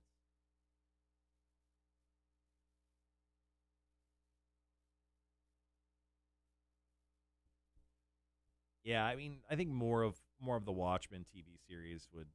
I mean, I think it would hurt that first season too much than actually be worth it. It'd be interesting if they really took their time, like waited a couple of years, and if they really feel like they had an incredible, second season or second story to tell, even if it wasn't exactly connected with what they were doing in that first season. I think that'd be kind of cool. Right. Yeah. I mean, speaking of TV shows, I mean, I'm watching Vikings right now. I'm really enjoying that. And then speaking of HBO Max, I'm gonna give The Sopranos a try. Dude, we watched the first 2, 3, probably 3 seasons, and I mean, in the beginning, it's so good. I mean, when they go to Italy or they bring people from Italy, it was kind of like it was weird for a while there. Mm-hmm. And then the end was fine. We didn't get to the last season though, so that'd be one thing I'd like to get back to. But I mean, James Gandolfini is such a good actor. Yeah, I want to do Sopranos and then Atlanta with Donald Glover. Okay. They're filming the 3rd season right now, so Okay. I want to get to that this year as well. So there was couple series that I want to get to outside of this Vikings thing I'm on, which I just wrapped up season 2, and I think I watched the first episode of season 3. Yeah, I think I watched that last night. So still got like 3 more seasons after this. I think there were six. There were 6 total, and they're doing a spinoff as well. Okay. Apparently the guy in charge of it's doing some stuff. So pretty excited for that.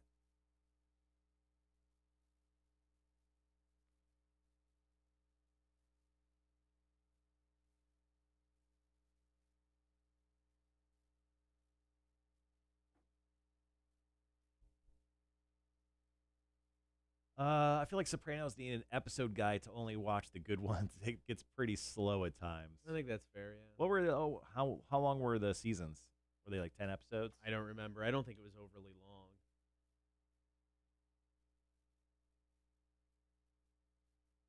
Let's see. How many?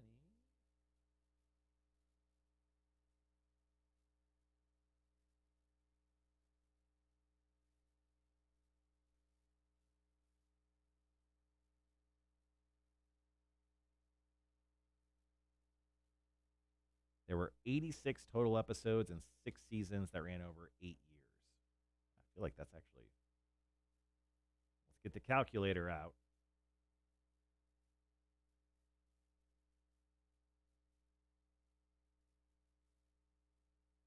There's like 14 episodes a season. I feel like that's a lot. Seems like it, but I mean, that was, at the start of paid services, really leaning into the TV series. Yeah. So it was probably, Yeah, the first episode aired in 99. Yeah. With The Sopranos. Still, it's gotten a 92% Rotten Tomatoes rating, a 9.2 out of 10 on IMDb, and 8.9 out of 10 on TV.com. yeah. It is good, man. Yeah, 10, 12 episodes per season. Yeah. 90 seconds. Yeah, I think Sopranos, Atlanta are like the 2 series I want to watch next because I just feel like we're still a ways off from, I think, a lot of things just because a lot of stuff didn't film last year. Right. I'm excited about the last season of Peaky Blinders. I don't think we're going to get that till the beginning of next year, but Peaky Blinders is another great series people should watch. More people should watch. That's on Netflix. I got about 1 minute. First story we're going to talk about is Nirvana. Yesterday was the 27th anniversary of Kurt Cobain's death. A company called Lost Tapes of the 27 Club. They did a bunch of cool AI-assisted stuff, and I'll tell you all about it coming up here in less than a minute.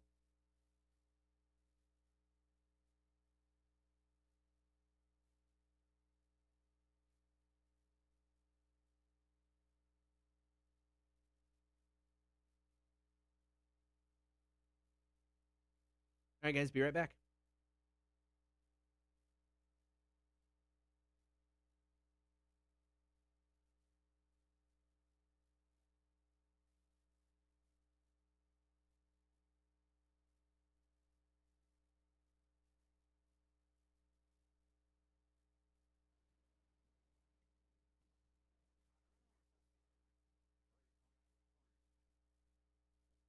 Good morning. Thank you for hanging out. Don't forget, you can stream the show each and every day, Facebook, YouTube, and Twitch. While you're there, be sure to like, follow, and subscribe. Right now, it's time for story number 1 with Marshall's Music News. So yesterday marked the 27th anniversary of Kurt Cobain's death. But thanks to the Lost Tapes of the 27 Club, there's a Nirvana S track titled Drowned in the Sun to share, created by artificial intelligence. So yes, this is a brand new song. Not written by Kurt Cobain, but here's how it was created. They took AI technology and then took 30 songs from Nirvana. They would have the AI dig into the vocal melodies, chord changes, guitar riffs, solos, drum patterns, and lyrics, and then they use all that data to create a new track. Now, a Magenta, which is the program they use to do this, then analyzes the songs as MIDI files, then translates the music into a digital code that can be fed through a synthesizer to create the music. As a result, we have a brand new song from Kurt Cobain and Nirvana called "Drowned in the Sun." Now, this song was actually sung by a Nirvana tribute band singer Eric Hogan. He's in a tribute band based in Atlanta called Nevermind. Okay. Now, Eric Hogan said, he goes, after the conversation I had with the people in charge of this project, I still didn't think it was real. And then they sent me the files and they sent me a bunch of cash. So it is real. And we actually have a clip of that song that we're going to play for you right now.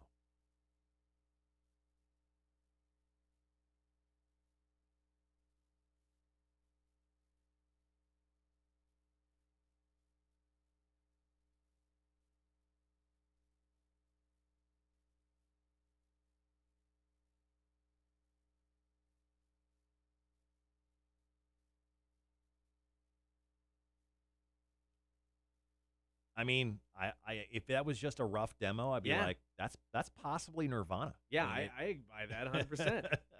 So there you go. AI creating new Nirvana music for us. Is it good? No. But is it there for us to enjoy? Yes. All right, we got more Marshall's music news coming up. Here's actual Nirvana, Kotter and Marshall Show, Rock 106.1. Yeah, that song is a trip because it's just enough to fool you. Right. But not enough for you to be like, ah. Yeah. And it definitely sounds more like them when it hits the hook. You know, the beginning chorus, you're like, it's a stretch, but then it hits the hook, and you're like, all right, I get it. Yeah. It would be interesting if, they did it if Kurt was alive and he just sang over it just to fool me even more, just to see if it really sounded, just with the band. Yeah. Because at that point, Kurt Cobain wouldn't even need his bandmates. He would just take all of his stuff and just have them make new music for him. Okay, story up next is going to be about Incubus vocalist Brandon Boyd going on American Idol. Who knew that show was still going on? And then our last story will be about Phil Anselmo of Pantera, his band The Illegals, doing a vulgar display of Pantera this coming Friday. We'll share the news on that here in just a little bit. Nathan says, watch Atlanta. It's awesome, and they are quick. Yeah, I mean, I just saw they started to film season 3, so I think what I want to do is just kind of get a couple seasons available and then wait and just like bang them all out at once. Yeah, I get that.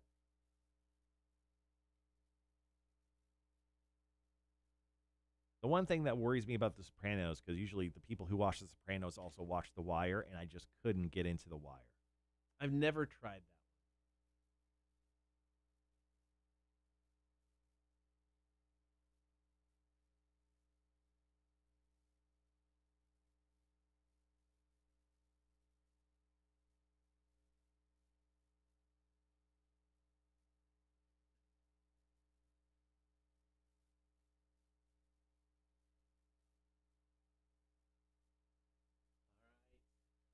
A little over 90 seconds. I'm from Baltimore. I don't need to watch The Wire. So I was watching the Cubs game last night, and then after dinner I had it on, and then my wife and kid came in the living room, so I'm like, they don't want to watch this, so I turned it off. Mm-hmm. As soon as I turn it off, I get one text. Oh, Cubs hit a home run. Oh, that's cool. Get another message. Cubs hit another home run. All right, that's cool. Another one. Cubs hit another home run. Holy crap. My wife's like, do you want to watch it? I'm like, I'll jinx them now. No, I can't. They hit two. They hit a back-to-back homer. I think it was Javier and then Bodie. Yeah. I think there was back-to-back home runs there. I remember seeing I get the notifications on my phone of when they score a run. Yeah. And then the final score. All right, guys, got about a minute. Story number 2 coming up.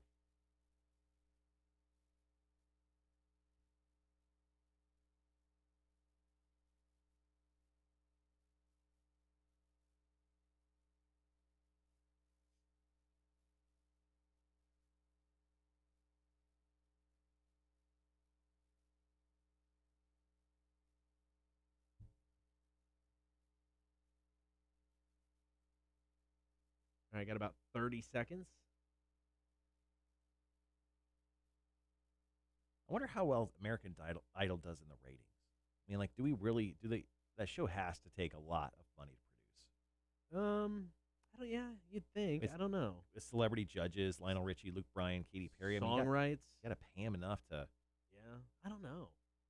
All right, we'll be right back.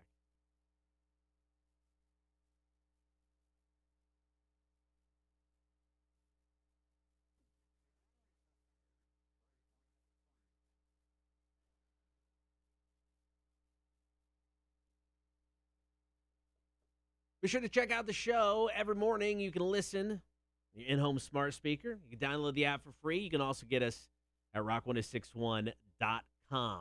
Right now, we got story number 2. It's Marshall's music news. So Incubus vocalist Brandon Boyd will be helping some American Idols. Actually, he already did because, the Celebrity Week that they just wrapped up aired last night. Now, he actually helped out 15-year-old Casey Bishop. Now, he actually kind of broke out into the mainstream just a little bit during his audition because he did a very popular bluesy cover of Motley Crue's Home Sweet Home. Okay. So that trended on the internets for a while. He also helped out Chase Beckham, who also did what other song? Some other song.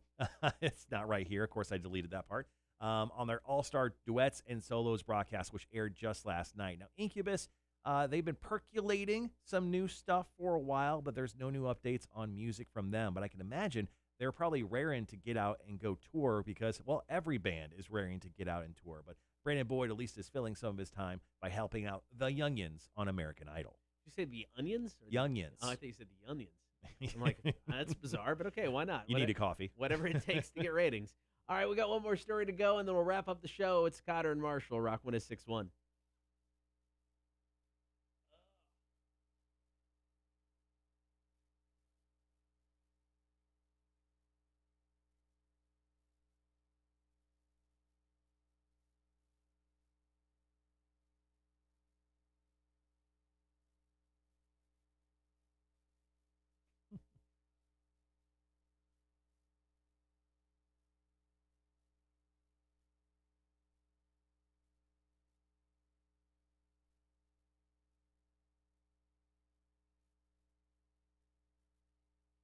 Ash Costello of New Year's Day will be performing live at this year's WrestleMania. She'll provide live vocals for Rhea Ripley's entrance music, Brutality. Okay. For her match for the Raw Women's Championship. Dude, that match, her against Asuka, if they let them go, holy crap, that should be bonkers good. I mean, that should just be a great match. Oh, okay. I hope they let them go. What do you mean by that? Just let them wrestle. Because, I mean, a lot of times it's like there are matches at WrestleMania that you're thinking, I mean, a few years ago, it was AJ Styles and Shinsuke Nakamura. Mm-hmm. Dude, that should have been. I mean, they've got history with the Bullet Club in New Japan. You know, they've wrestled each other before. This should have been just a killer match. But instead of letting them do what they do, this was the launching point to a story that never went away. So the match was slow and prodding, and it was just boring. So I don't know. So if they let them kind of do their thing, it should be great. Rhea Ripley is one of the future stars. Asuka, I think, is underutilized. I think she's one of the best right now. So it should really be a great match. I'm trying to think. There's only a few. I have to look at the card exactly. But, I mean, most of the matches should be fun. I mean, if Shane McMahon doesn't jump off like the pirate ship, then that match is done. That's the only thing that can save it for me. Jump off the pirate ship. Then if they let Sami Zayn and Kevin Owens go, dude, I mean, their history, I mean, they're best friends. And for whatever reason, best friends tend to have the best matches because they will beat the crap out of each other. You know, they just feel like they can get away with a little bit more. They've got a history that goes back decades, you know, of wrestling in the indies. So, I mean, them getting a WrestleMania match is cool. Unfortunately, one of the Paul brothers is kind of involved, so I don't know if how that will play out. Oh, Logan Paul. Yeah, I saw that. As soon as I heard that, I was like, why? I get it. Eyeballs, but. Planes with canceled D's Nuts and Chief Wahoo Did Your Mom banners flew around the stadium in Cleveland during Indians' opening day game. Canceled D's Nuts? Oh, because yeah. Gotcha. Keeping it classy. Canceled D's Nuts. Oh, man. Gibby says, tonight, Mixie, the lead singer of Stitched Up Hearts, Stitch Up Heart Rock on Twitch, will have an interview with the bassist from Disturbed tonight. Well, that's kind of cool.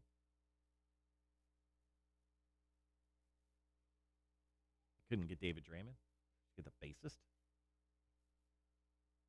He's not even the original. Actually, I think the bassist isn't even the original bassist in the band. Really? He's the dude who has the dread still. what is his name? John Moyer. Steve Kamak was the original bassist of Disturbed. I don't know why I remember that. That is an random fact.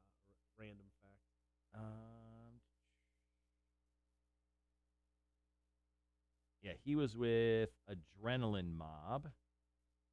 He also currently plays in Stereo Satellites. He was part of Art of Anarchy, which is essentially the all-hired guns band that included Scott Weiland and then Scott Stapp for a minute. Yeah, I remember. 2015, he became a full-time member of the band Operation Mindcrime as well. Oh, shoot. That's pretty much That's Queensryche without Jeff Tate. Yeah. Or is that Queensryche with Jeff Tate? Because he's no longer in the band. Oh, Like, yeah, lead singer, yeah. so. Let's see. Darn it, I already missed the whole show. Blame my wife for being off work this week. We will blame her. We will blame her. But welcome to the back half of the show. What's up, man? We've only got one story left, and then we're off the air. Just going to do a quick story on Philip H. Anselmo and to the Illegals. They got the big live stream this Friday. It's going to talk about why kind of Phil is doing it. Besides money. There is a besides money Not really. reason? But yeah. All right, fair enough.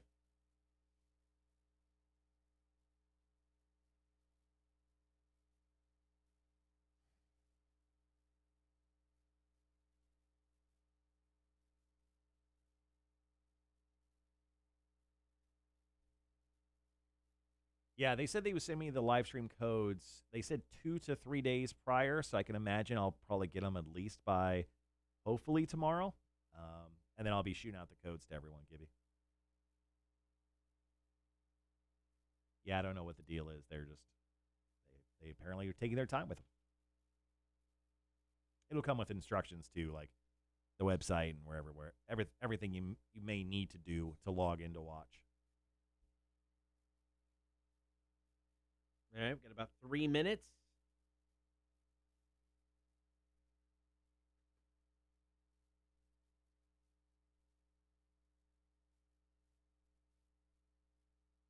There's also that story from Nick Castellanos. He played for the Cubs for just a short period, like half a season. They traded for him. Nick Castellanos plays for the Reds now. He signed a big deal with them.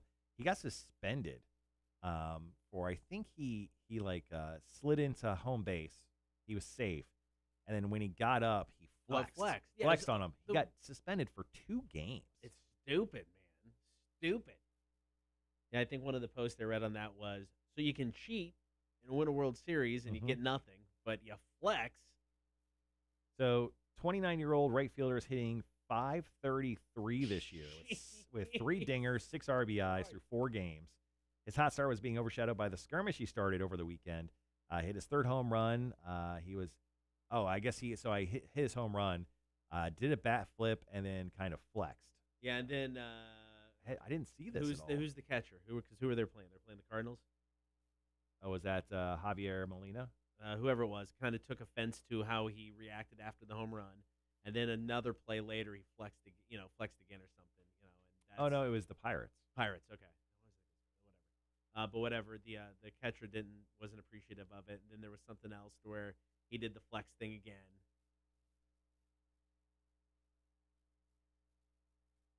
But yeah, it was kind of 2 games. Seems really stupid.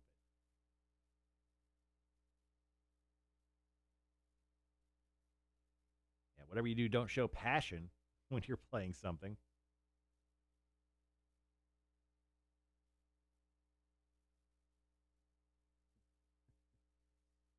Well, another post was, how many times is somebody dunked on in the NBA and then, flex or react as, dunk after they get the dunk. Like here, you can't even do it. Once again, man, baseball. Come on, guys. Rob Manfred, what the hell is he should retire. He should just retire from being the commissioner of baseball and leave us all alone so we can actually have some fun baseball stuff to watch. I got about 30 seconds. On a break of the show, guys.